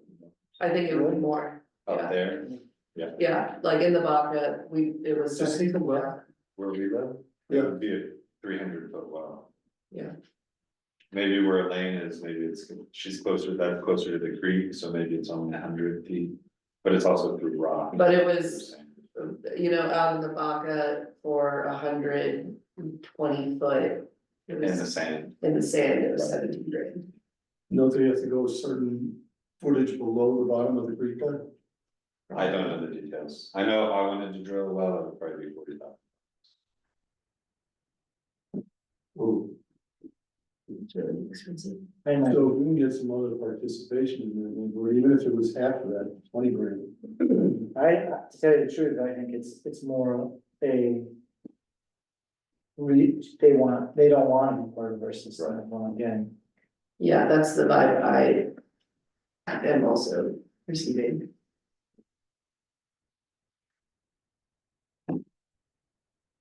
So it's, why? Because then they're subject to our dysfunction, misspending, fraud, so on and so on. And if we ever ended up having to join water and sand. But I think this is why we have, regulations, because it doesn't actually matter how we feel about people having wells or not. We have a rule, and if they're within that or without of that, that's what makes the decision. You know what I'm saying? Yeah. Like, Totally. I understand why they might want a well and to have their own water and not have to, be a part of this. Or even just on like a self-reliance sort of vein, I get that. Do they have to be part of our sewer system for sure? They have to tap the sewer? I would. They can't, If we don't have access, they can go in and septic. They are in the sewer service area. yeah, sewer lines. If it's block 28. But then as I have here a map that shows the district of sewer requirement and they're within that. Okay. I don't know where the line is, so. It's, One thing that's, the reason I brought that up is because there's a thing that if you're tapped, you use a well and you're tapped into the sewer, you actually get credit for that because they don't count their well. They don't count the well taken out, but they do count the amount of water going into the sewer. So it's a funny little thing that happens in the augmentation process. Where you have more water now going into the sewer and less water. More. Because they're not metering the, more affluent. They're not metering it's right the well. here. Right. So Yeah. on some level, it's still good for us in that way. And. If you're tapping into the sewer and you're at water, Water. Yeah, okay, but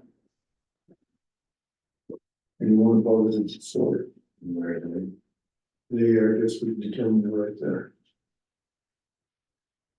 but what I'm confused about is like this bottom line, that's the whatever 6 to 8 inch main. And then this is a 2-inch line. going over to this W, which then has well 2 on it, so what's, That line is feeding into the 6-inch line. okay, so that, okay, gotcha, that's our well. So if they were going to tap into the water line, they wouldn't tap into this 2-inch line, right? They would need to tap into the 6-inch line. Well, there's no reason why they couldn't. Okay, They'd get the best pressure. that would that then affect, you know, the pressure to everybody else in any noticeable way? Because if they can tap into the 2-inch line, they're definitely close enough. Where's the 2-inch line? This dotted one right here. You see that? I do see that, but isn't that OR? What's R right there? That's Because isn't that a line that brings the water to the tank? It puts it into this main. This light blue main, though. I mean, You're right, that's untreated water. yeah. What, and this is where, yeah, that would be able to tap that. No, it'd be down there. okay. Yeah, that puts some money out of the system. Okay. So then, does that put them in range to be able to apply for a well? Yeah, it gets them further away from the main. Okay, then Yeah, because they can't tap into the 2-inch. untreated. Right, so, I guess in that regard. They need to. What, as far as the well permit request goes, they go to the county first? They would No, they the already state, done. and the state will send them right back here and say, do you have local approval? Okay. So she's trying to get that before going, So I guess, same with Angie essentially. so for Elaine, she's within the distance, and so I make a motion that we approve their request to go to the state. Okay. Or prove their local request to have a well. The other option is Dennis's, Ellen, Mhm. we gotta. I've made a motion, right? Yeah. I mean, no, it's just that I wouldn't mess with it too much. We already have our thing.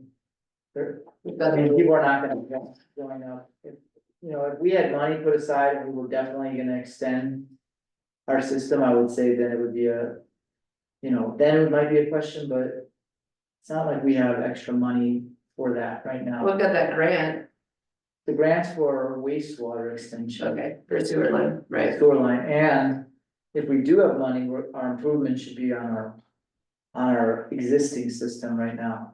As opposed to trying to extend, cause we're just gonna be pushing the limit a little bit with the new infrastructure going in up by you, Yeah, so. okay, so I've made my motion, Which was what? go ahead. I'm sorry, motion to approve the local request to apply for a well permit from the state. For Elaine Johnson, I'll second. and we figured out that the 2-inch line they would be able to tap is not. It's untreated water, it's going up the hill to, So they'd have to tap the main line, and that puts them Takes it further away. in the Another. over 400 feet. okay, any more discussion? All in favor? Okay. Okay, now Angie Jensen, and then we're almost done with our meeting, but we're kind of hitting like lunchtime. Which would normally be lunchtime. We're almost done, all right? Yeah. Okay, So so. this one, if you notice her survey, do you have that? Lot 13. Yeah. Yeah, And I have more info from her as well, that I could give you. yeah, please. I love the fact that she wants to call it Moffett Village. What is that about? She says she does not have building plans, that's not her intent for this. She attached a building site survey. The current shape on the survey has no relevance currently, it was just put there for scale. She says what the town council can do in the future is to discuss a variance from the setbacks to give more breathing room for the creek. But she's not asking for that. Currently, there is a build utility site she's working on with utility permits. she needs a formalization via letter or document that the town cannot provide these lots with town services and therefore a permit for a well and septic. I'm happy to get water out of the creek and install a composting toilet if that's easier for everyone. I did tell her that she does have to hook into sewer though. We Yeah. do provide it, she's been within 400 feet, and I've made sure to tell her that a number of times. I don't know if she wants to hear that, but she is within the Yeah, sewer. okay, But she can also go to this. And she, And ask for a composting toilet. no. if I you don't- haven't, then it's good. I'm uncertain of that, I'm a little hazy. You know, she doesn't have a site plan. She didn't submit a site plan where the home's gonna go. Yeah, this is the site, oh, well, what she did show is that. This upper corner is where she wants to build. Or where she wants to develop. Is that where the dotted line is at? Yeah, that's the setbacks And so she wants to be inside that. inside that. So one thing you could say is variances go through. The Board of Adjustment. They do not go through the board. but as far, I mean, if there's, the creek is cutting. The property, so then she would want to have the well presumably in the corner where she wants to build. That was what I was, see, so. The side that's on the lower, would it be the north, sorry, southwest, southeast, area of that property is somewhat, it's in a floodplain, because Granite Street runs above it, and it's a giant culvert, and it basically dumps water into the creek right there, and so she's taking some abuse from the floods. So she would really need like an engineering design Yeah. in order to build there without having flood damage all the time. The upper area on the northwest corner is where she's been wanting to build, and that's why I think she put those setbacks in. It's coming off Granite Avenue, and there's a sewer line extension that is coming in on Cedar and Granite. You know, it's difficult, what I'm seeing in our water schematic here, that I'm looking at in the lot. It doesn't necessarily represent. Sure. So, So right here, and I don't know if this is an old one, but there is a line that goes all the way up here, sort of, sewer line that comes down and hits this pipe here. okay, That's it, was an extension that was done. Her lot is. This one, 13. 1, 2, and 3. Yeah, 1, 2, 3, but, okay, so the creek is actually, on that one too. Creek is up on this. Yeah, the creek is over that way. Okay, so it's this that's wrong, not her, Mhm. her deal. Yeah, this is much more. You know, I would say that I agree with you, there's a couple of things that have to happen here, she has to give us more information for one. I'd like to see, a footprint where the home can go and where the well will be located. Because this isn't a flood zone right here. It's less of a flood zone than this. This is, because this is where the flooding comes right down. And just basically comes right here to get back into the creek. From where it goes now. Northwest one could be a flood zone, if this overflowed, if they rip out this whole bank right here. Okay, this is, I mean, you kind of have to see it to understand, now they've done a bunch of concrete in over here and kind of built it up. But it's an erosion rate more than a flood rate. Yeah, I mean, if she puts, if the well is like in this corner, then there's a water line right here. Right, that's a water line, yeah. But if it's trying to go over in this corner, that's like. There's no water line. There's no water line Yeah, to get, so. But like as far as the 400-foot thing, oh, it makes a difference I see. where the well's going. For a lake of them, it's like the closest corner of their property is still in the, is over 400 feet away. This is where she's like, when she was thinking about building on here, she's like, oh, I'm gonna take all those trees, but I need access. And she actually has access, if you turn onto this Epsom alley, turn in here and there's access going this way, but But I think it'd be really hard for her too, if she was building in this corner, to have her well over here, because then she'd have to run water lines through this flooding area. And that it's would, not even a flood area, it's actually a it's a creek. creek, yeah, so like, and Which Lars did, right? Ours did it when it was dry. ours, oh yeah, really, like dug up and put a line in, well. He did it when it was dry. So maybe we try to figure out, I don't know how she'll know, cause Is she 400 feet or? if she puts it at the back side of her property, then yes, on like the more northern side. She'd be close enough to run the main. Doesn't she wanna build on the northern side? No. No, she wants to build on On this the west. northwest. So the northern side. Yeah.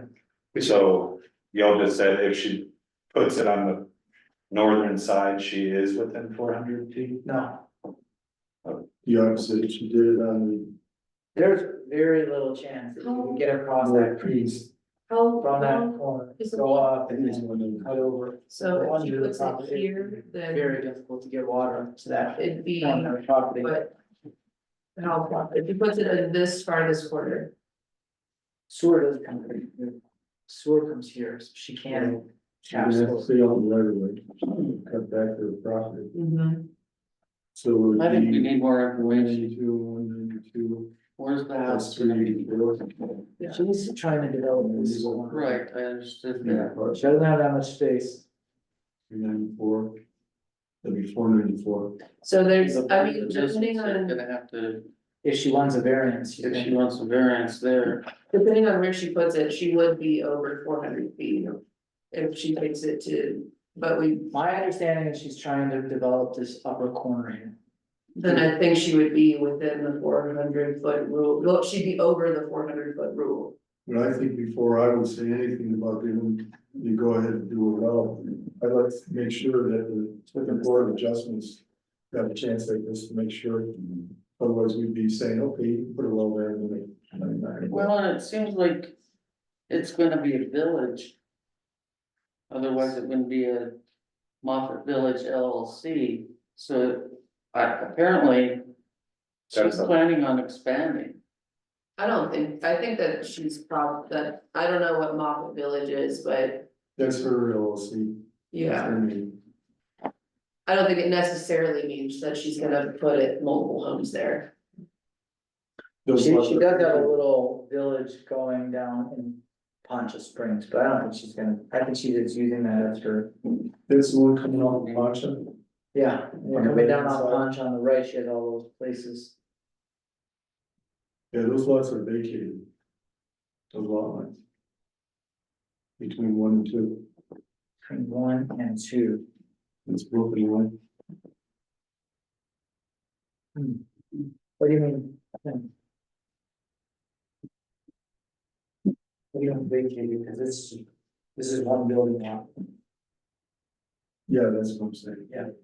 Yeah, you can only build one house on this and plus an ADU. Yeah. If you guys want to, I can tell you exactly how to get there and you can go look at it yourself. Yeah, and I would say it depends on where she's gonna put the well too. If she is gonna put the well on Well, I would say, the south side and it's within 400 feet, then. Right, yeah, I think she just needs to let us know where she's gonna put the well. Yeah. so, here's what I'd What's say, it? if you're planning on building on the southeast larger area corner of this property, you would have to tap system.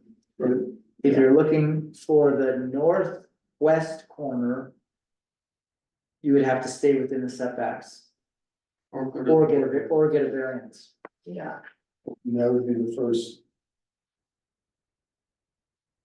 Hurdle to cross. And so if she's thinking about staying within the setbacks, I mean, you can put a well inside your house, right? Like you can have the well under your house. If I you're. think because we don't have building codes, you like. code would say you cannot do that. Like the IBC, but I think I've seen, here. I've seen houses with a well in the crawl space. Yeah, Did you say IBC, yeah, International Building Code? yeah.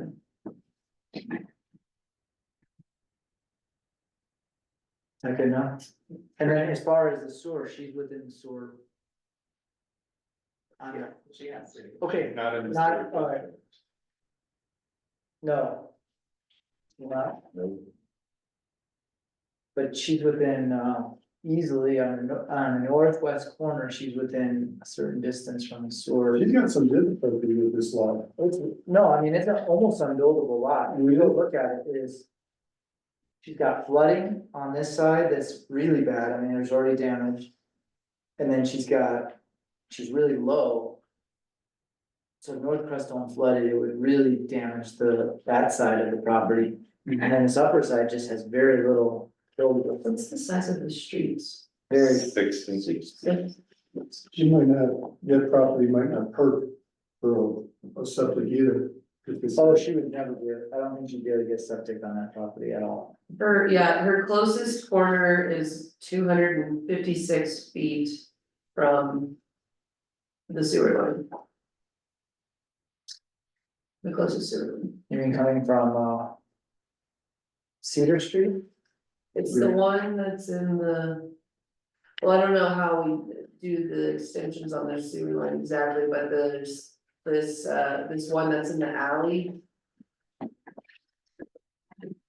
But like in between block 12. She could have this. Oh, yeah, it's this one, yeah, okay. I see. Yeah. It's Yeah, right it's right there, there. I mean, it's literally say 50, 150 feet away.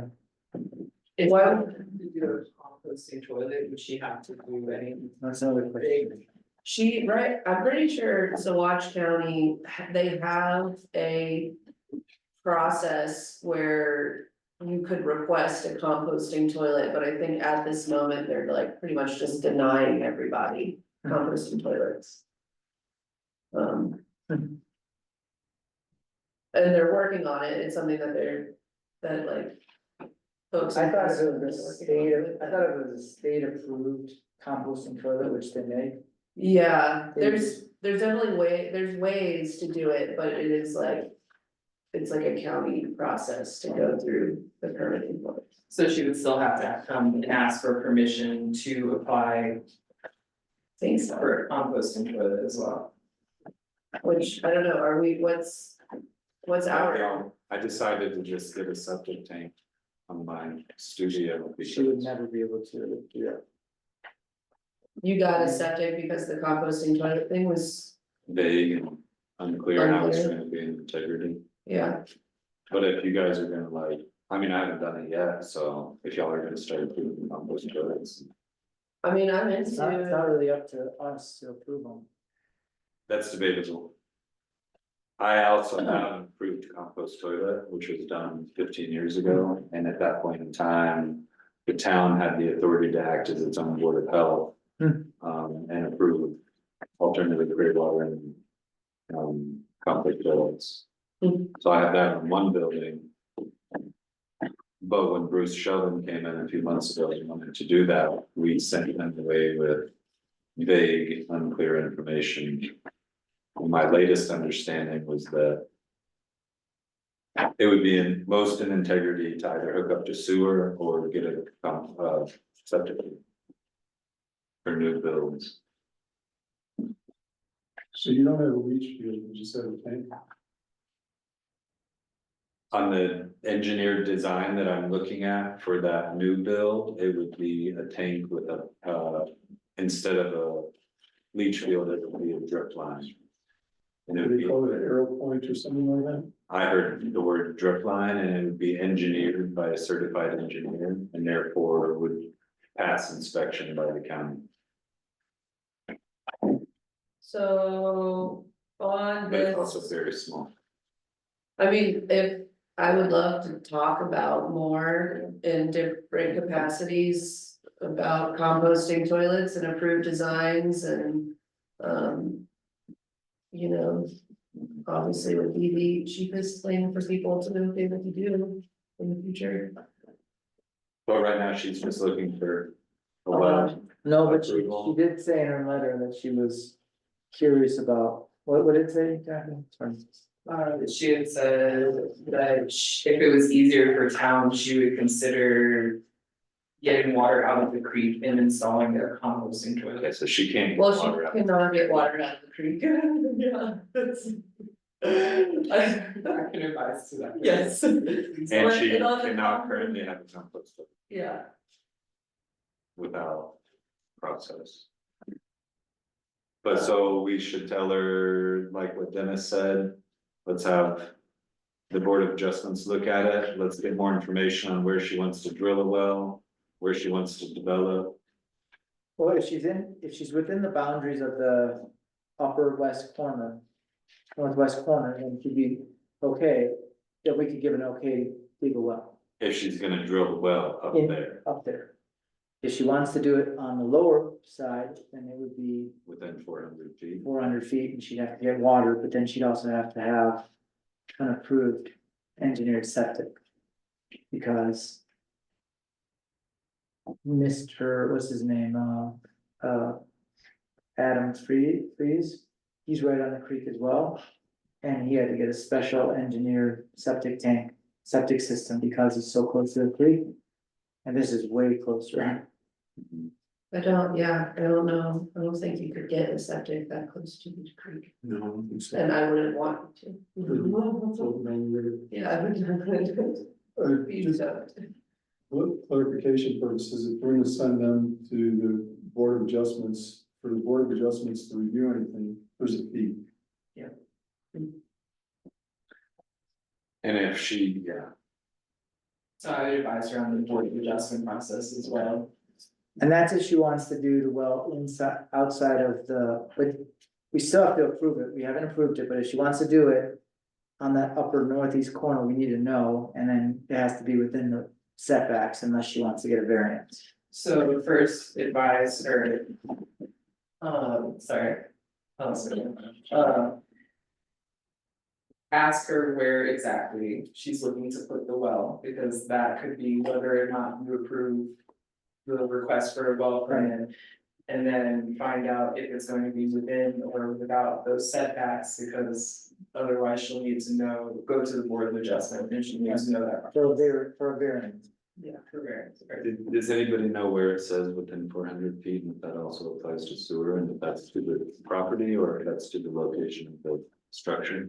That was what I found in our policies and procedures, I'd be happy to find it again and send that to her, I'll send it to everyone.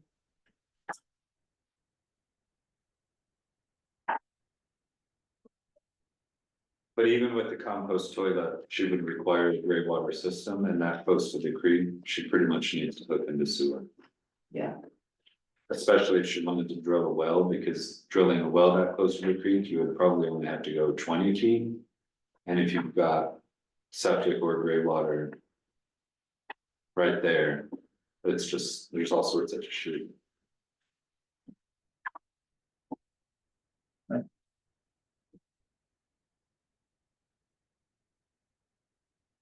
Okay. Yeah. So we clear on that? Next is Public Works Report.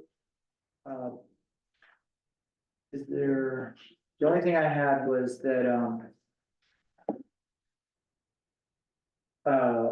Andrew is requesting us for more hours.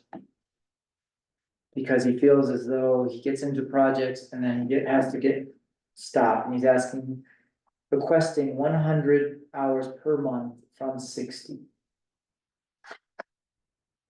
So another 40%, sorry, 40%. No, Is he making $25 an hour? $25 an hour. What, I'm sorry, Benji, what was, So Andrew's requesting that we go from 60 hours a month to 100 hours a month.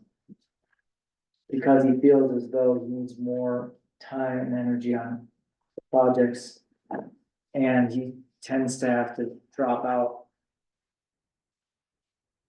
because he needs to stay within his hourly, Are any of those, was he specific on what projects he's talking about? I know some of the things that he's talking about. It wasn't Gravel. specific with me necessarily, do you know anything? I talked with him recently about getting gravel and parking areas that got washed out. And of course, you've got question coming up for the North Sky event. At the school, Can we do something down here in town center? We don't. Did he think that we did? No, I did. I thought. No, we're not doing a dark sky event on the streets or anything. Well, maybe. how much are we paying Eddie right now, 16 16, for how many hours? 16, Yeah, part of me, 20? 16, 20. $16 for 20 hours 20 hours per week. per week. And Drew's getting how many hours a week? 60 hours a month. 60 a So month. that's 15.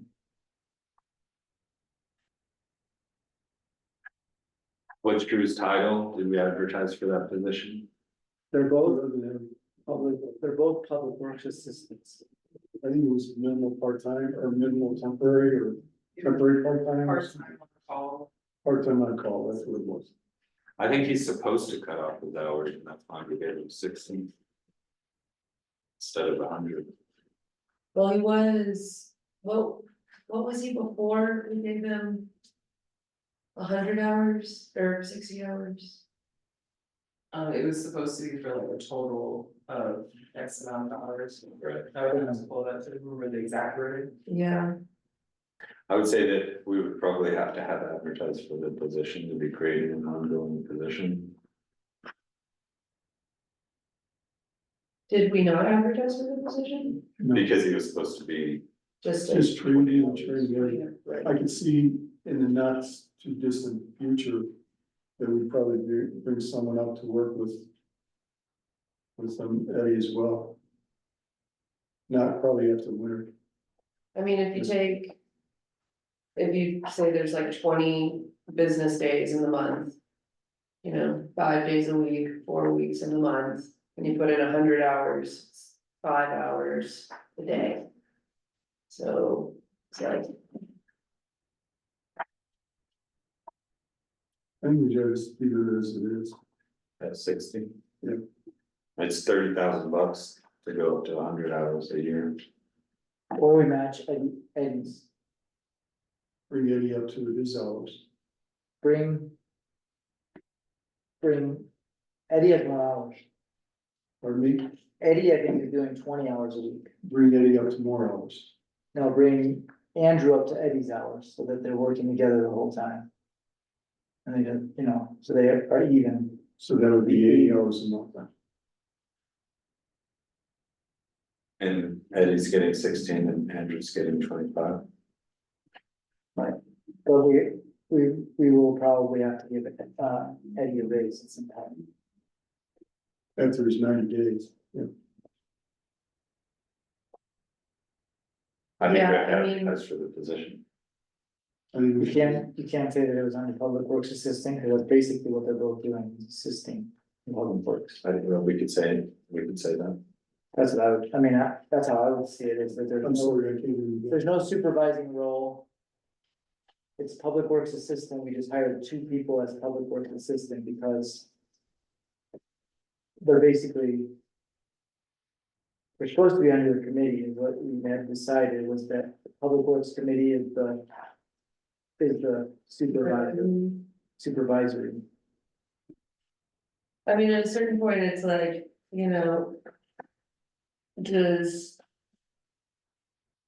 is Drew? Is he like gonna phase out at some point, or is he just like, because right now, we kinda, it seems like we need both of them. But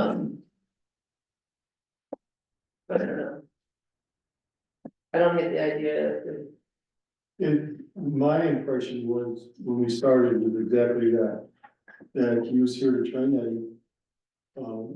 Give him all the ins and outs of a lot of the little things that no one really notices or does.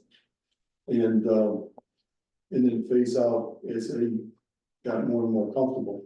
Right, I know there's gonna be some additional work on the snow removal side in the parking areas. And that you'll probably wanna, or have me to train them in. And, but winter being the slowest part of our business season, so to speak. We won't carry 2 employees through the winter, right, we just don't have that much work. And so, that's what I thought you just figured out. yeah. But then again, you know, like. When summer comes back around. You know, is there the potential to fade it back in or get, I guess that's not here nor there, there's no. Well, no, you're probably right, and that's probably when another employee will come up, Mhm. and whether that employee is full-time or minimal part-time through the summer. I'm curious how Eddie's feeling. Has anyone talked to Eddie? Like, is he feeling like he's getting enough training? Is he feeling like he needs more? I've heard that he's just really happy in his job, but he does work 2 days. He has his own, you know, The trash pickup. trash pickup, I think it's Monday and Tuesday, and then so he starts Wednesday, Thursday, and Friday, is that right, or? I think he just works longer days, like, 7-hour days or something like that. I'm sorry, understood. I mean, I originally thought that we were also gonna use Eddie to help clean stuff and like do windows and stuff in here that was kind of on his own, so that was why I originally thought that it was kind of like also a custodial job. Yeah. Cause you guys are still cleaning on your own. I used to have a cleaner. So we've had somebody propose that we just leave the hours as they are. Somebody proposed that we bring the hours up to Eddie's hours and then Drew's request at 100 hours. Correct. I don't know. I was just say leave them as they are. I don't know if that needs a motion because it's already in effect. And also, if we started in a total of whatever it was, 20 or 30 hours. As an employee, not as a contractor, and now he's an employee at 60 hours a month, he's eligible for unemployment. I would assume, so in a month, if we decide. We want to pay Eddie $20 an hour. And just do that, then I guess I don't know what we're doing here. By creating a long-term. Situation. That started out as a total of 30 hours. I think it might be a good idea to put it on the next agenda. And maybe with the request of just like getting a report that has like some of the projects detailed that. Cause you know, we got a correspondence from somebody who's like talking about the water system and worrying about the trees and the flower beds and everything. So I definitely am not suggesting that they don't need more time. But yeah, maybe if we could get like a list of the projects and then we can sort of like budget out what the time is gonna look like.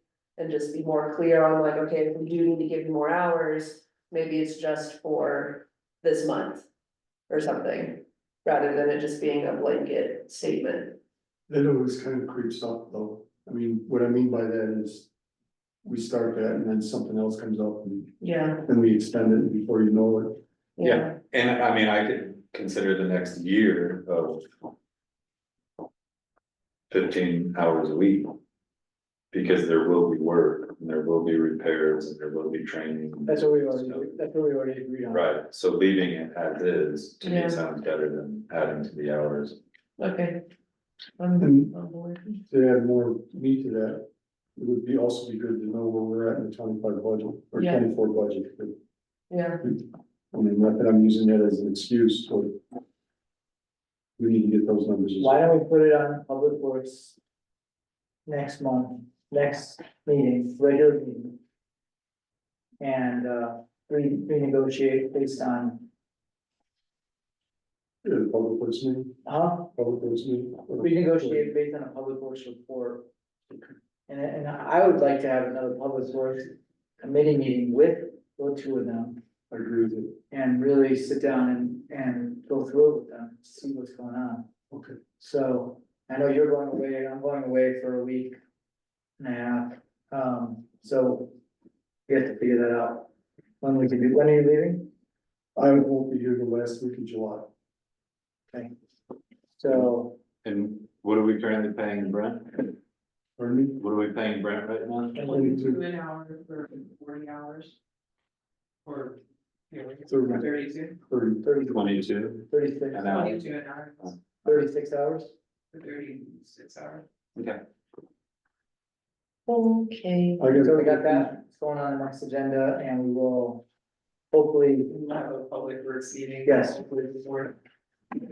When will you be on? I'll be leaving on the 29th, I'm back on the 8th or 9th, or on the 9th, I'd say. So yeah, a couple of things there for public works. Okay, next on the agenda is. Did you say? Oh, he is on public works. Oh, you're back public works? Yeah. Sorry. I just wanted the board to know that, Brent's gonna need to spend a little bit of money to fix the vent that's on top of the water tower, water tank. And also buy a chlorine reading device.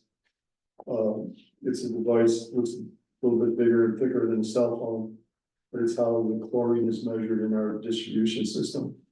And the two together is probably gonna be around $1,000. For parts? For the devices. We're gonna rebuild the, I thought he was gonna get a quote he did 450 on on that thing, it. Yeah, and then 450 on the other thing, so what?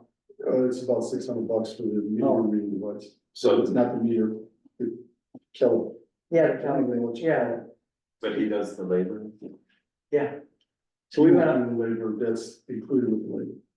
Okay. Yeah. But we're not paying him beyond his 36 hours to No. do the labor.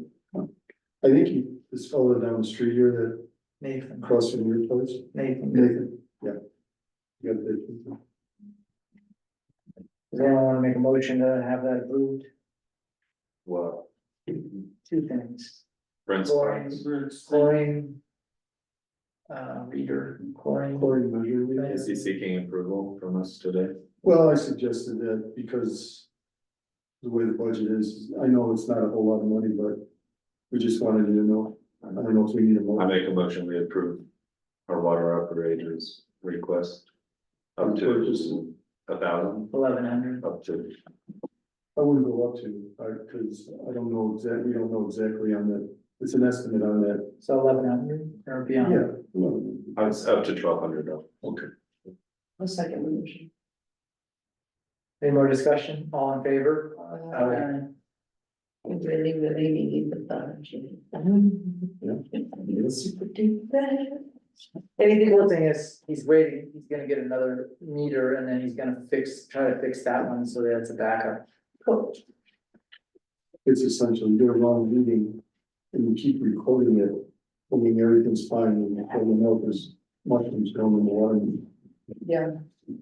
Okay, next we have, planning commission report, there's no report for that.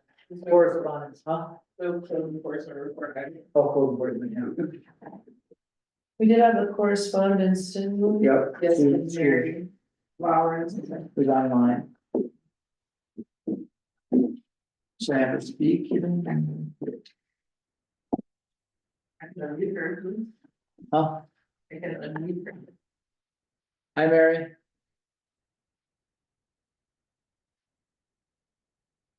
Can you hear us, Mary? Yes, hang on. I'm trying to unmute. Can you hear me? Hello? Okay, hang on.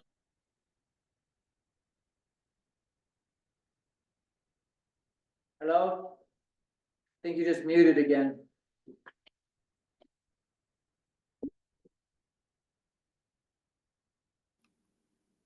Am I unmuted now? Yes. Oh, good. Sorry, you guys. Are we on the letter I wrote? Yeah,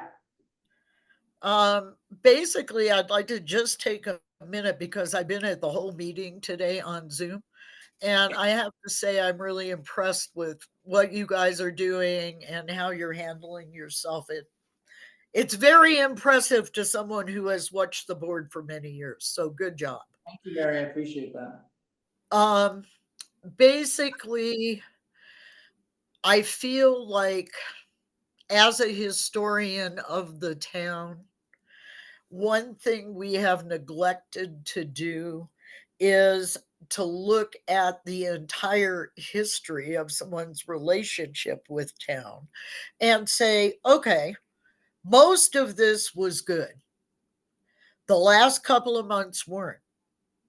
But we have got people suing town, former employees, and I think it might behoove us to do what most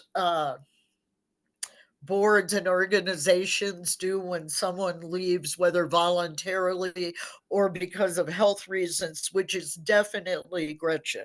Her throat is almost closing because of her dental infection. Um, we need to say, hey, thanks for your decade plus worth of service for the town, and we wish you luck in the future. And maybe come up with some kind of severance. I'm not as much on the severance simply because I know we're a little strapped for money or we're not. I never know who's right on that one.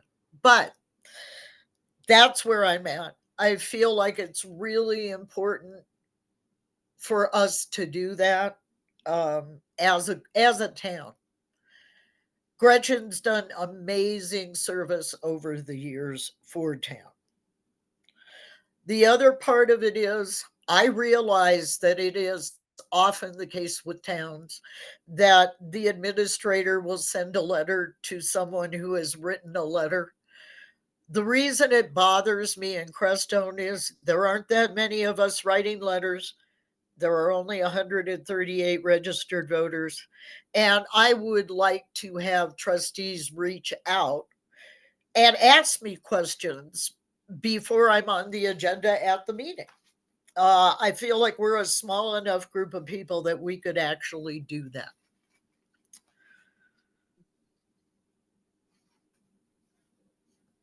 And that's pretty much it.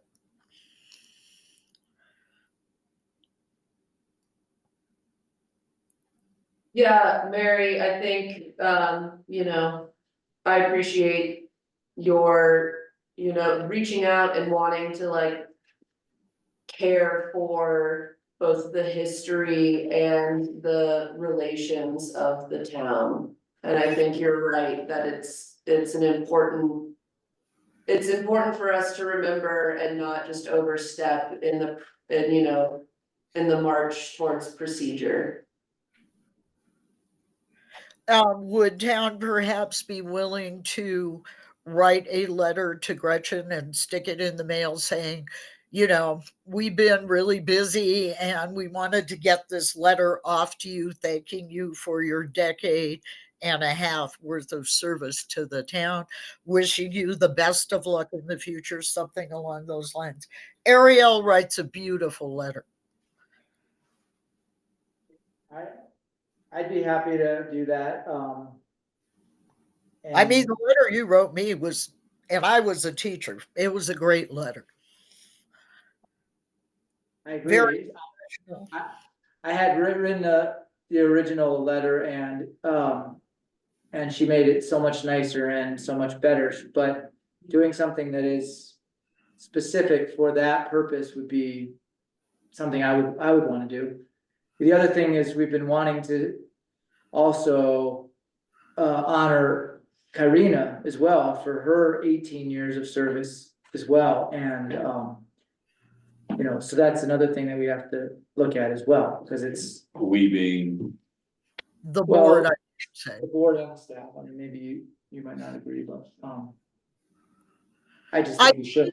The difference to me, Benji, is Gretchen was an employee, Kyrena was elected. And maybe there's a difference in that in terms of thank yous, but I think in terms of moving ahead, it would be kind of good to do this. And I'm not saying not do it with Kyrena, but that would be the difference in my mind. One is an employee and the other one is an elected official. I mean, we also just heard you, Mary, say that getting letters from the administrator is significantly less meaningful than getting letters from the board.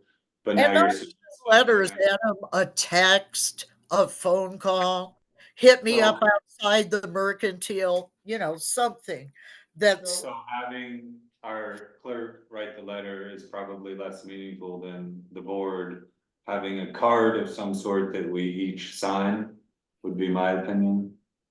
that might be good as well, Adam. I just feel like with what we have been through and in the interest of transparency and trust, doing that makes a difference.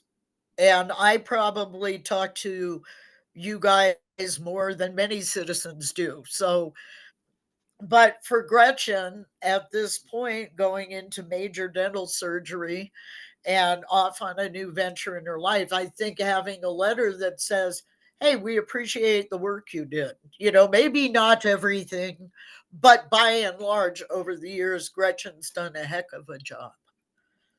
Mayor, I thought you sent the letter almost. We did, but it wasn't that. That was actually her dismissal letter.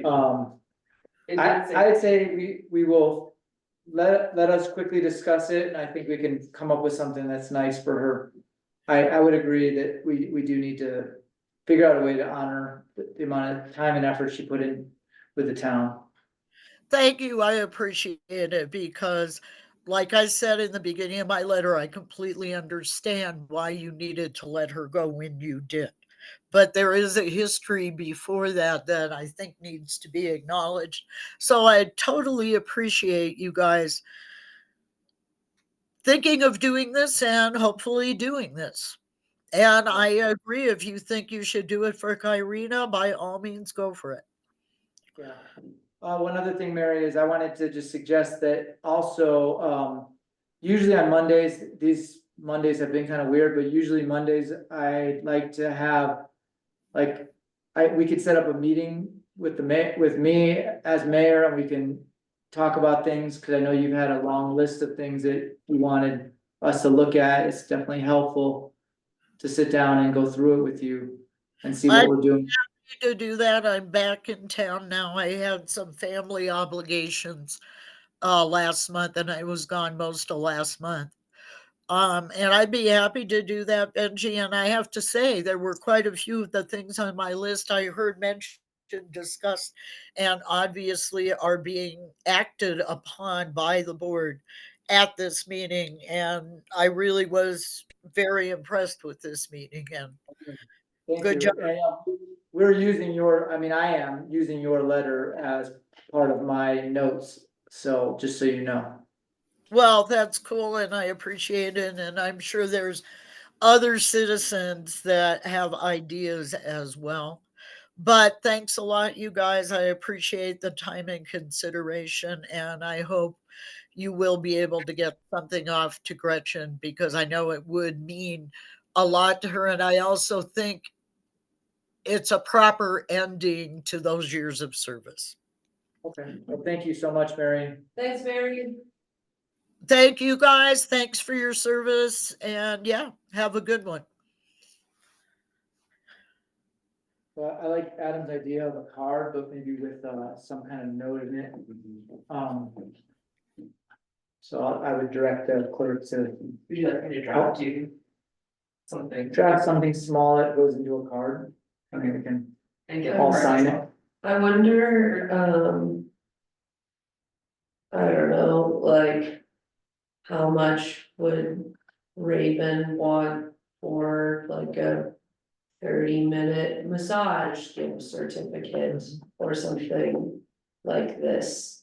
Could be nice to just like, along with the card, just have, if there's like something that's inexpensive that we can give to her as a token of gratitude. Hour massage. Yeah, yeah. That's a really good idea. Don't look into that. Big part of Starbucks. Starbucks. You'll just have to drive an hour to use it. Friend, Yeah, my we friend from Starbucks. Get with Raven and see what what a gift certificate might look like. That'd be nice. I like that idea. Do you want me to go forward with or bring that to you next meeting, the price? I would just, Approve it up to $120. Yeah, I can't imagine it'll be much more than that. Do we need to make that motion? I can do it, if you guys are okay. You just direct. You just direct me. so a card, small letter and a gift certificate.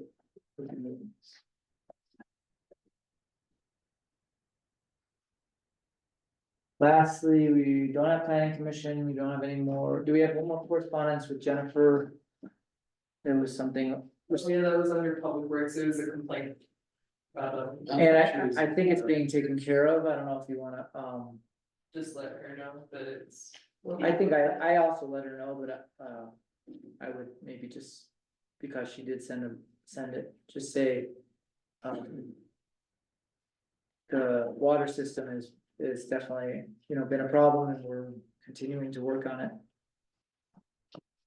Rain should be taking care of things pretty. Rain's helping too, but she's just worried because she did volunteer a lot of time and energy.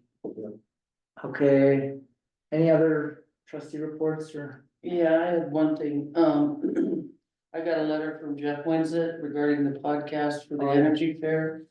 And it's a very nice, Afton did a very good job writing the letter. I know Jeff didn't write that letter. But anyway, he said that he just wants the usage of the town hall to keep his equipment, because it's such a pain in the neck, tearing up, taking it down, putting up, taking down every day. And it's expensive equipment. He didn't address the keys and we didn't either, so we would need to check out a key, but he says it would be closed during his podcast. So he's not interrupted with people coming in and out. And he would also lock up when he's gone, so there's security there, that door would probably need to stay locked. But I do want a deposit. I think $100 is fair, and I think we do need to charge for power. You know, So he basically during the fair, he wants to be in here so that. And he's gonna bring guests in, I think, yeah, one at a time or something like that, but and then he just really wants a place to be able to lock the doors and not have to tear everything down for 2 days. right. And we And check out a key and $100 deposit, maybe $25 a day, just so that it's. Yeah, I think that would take care of the electric, cause that equipment's surely getting suck some juice. I might be making this up, but I feel like at one point in time, we had some sort of rules about, consumption of alcohol in our public spaces, Oh, it's still in We're there. you cannot. so how's that gonna look?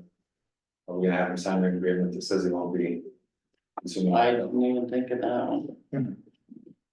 They can't I use it like a. I We think can it- address that when we address the keys, cause that's not on the letter, anything about the keys checking out. And returning them, I think if we tell Jeff what the rules are, that he will respect them begrudgingly. But I think if we tell him like, don't bring any booze in here, then I think he won't bring booze in here. I could draft a quick agreement to ensure that's it's. Don't You- drink here. Yeah. Right. Well, you could do it with the deposit, just. Oh, small rental agreement. I also don't know yet how that applies to our rental or our space that we have. oh, right. Yeah. I'm just interested in not having a space on Energy Fair night at 10 o'clock where there could be 5 people in here. Yeah. Yeah, I don't want that either. Maybe we work out a time frame for Yeah. this to be in Yes. too, it's like you can't check in before this time and you have to be out before. I just don't know the hours for the. Yeah, it's so Proposed hour. They'll be, It's like 6 PM latest in here. Yeah, 7 p.m. they're gonna shut it down So I'd say. outside. It's from 7 to 7. What time does it start? 7. September So we 14th, just at get 7. 6 AM to 8 PM, so that gives him an hour of breakdown and Setup. setup if he needs it per day. Yeah. And, you know, in the agreement, like. Things you could lose your deposit for would include, you know, drinking in here, like disruptive behavior and that kind of shit.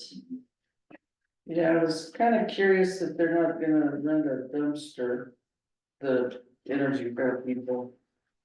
And then there was, I think that. We usually pick it up and then we haul it to the dump at our bus. Can I ask one more thing, just as a reminder to have, if people are sending you correspondence or things to add to the agenda, to have them send it to me too, so that it can be. yeah, I did, I wanted to do that. And you never got anything? No, I never got anything from him, and I talked to him on the phone about this, so I was surprised. Hmm.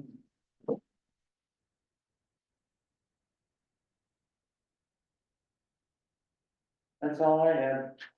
Amazing. Clarify that. All right, so, we're adjourning, or can I get a motion? I make a motion to adjourn. Second.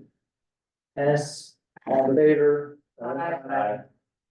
At, 1:48. Thank you guys so much. Well, I'm glad it's over with, we didn't make it.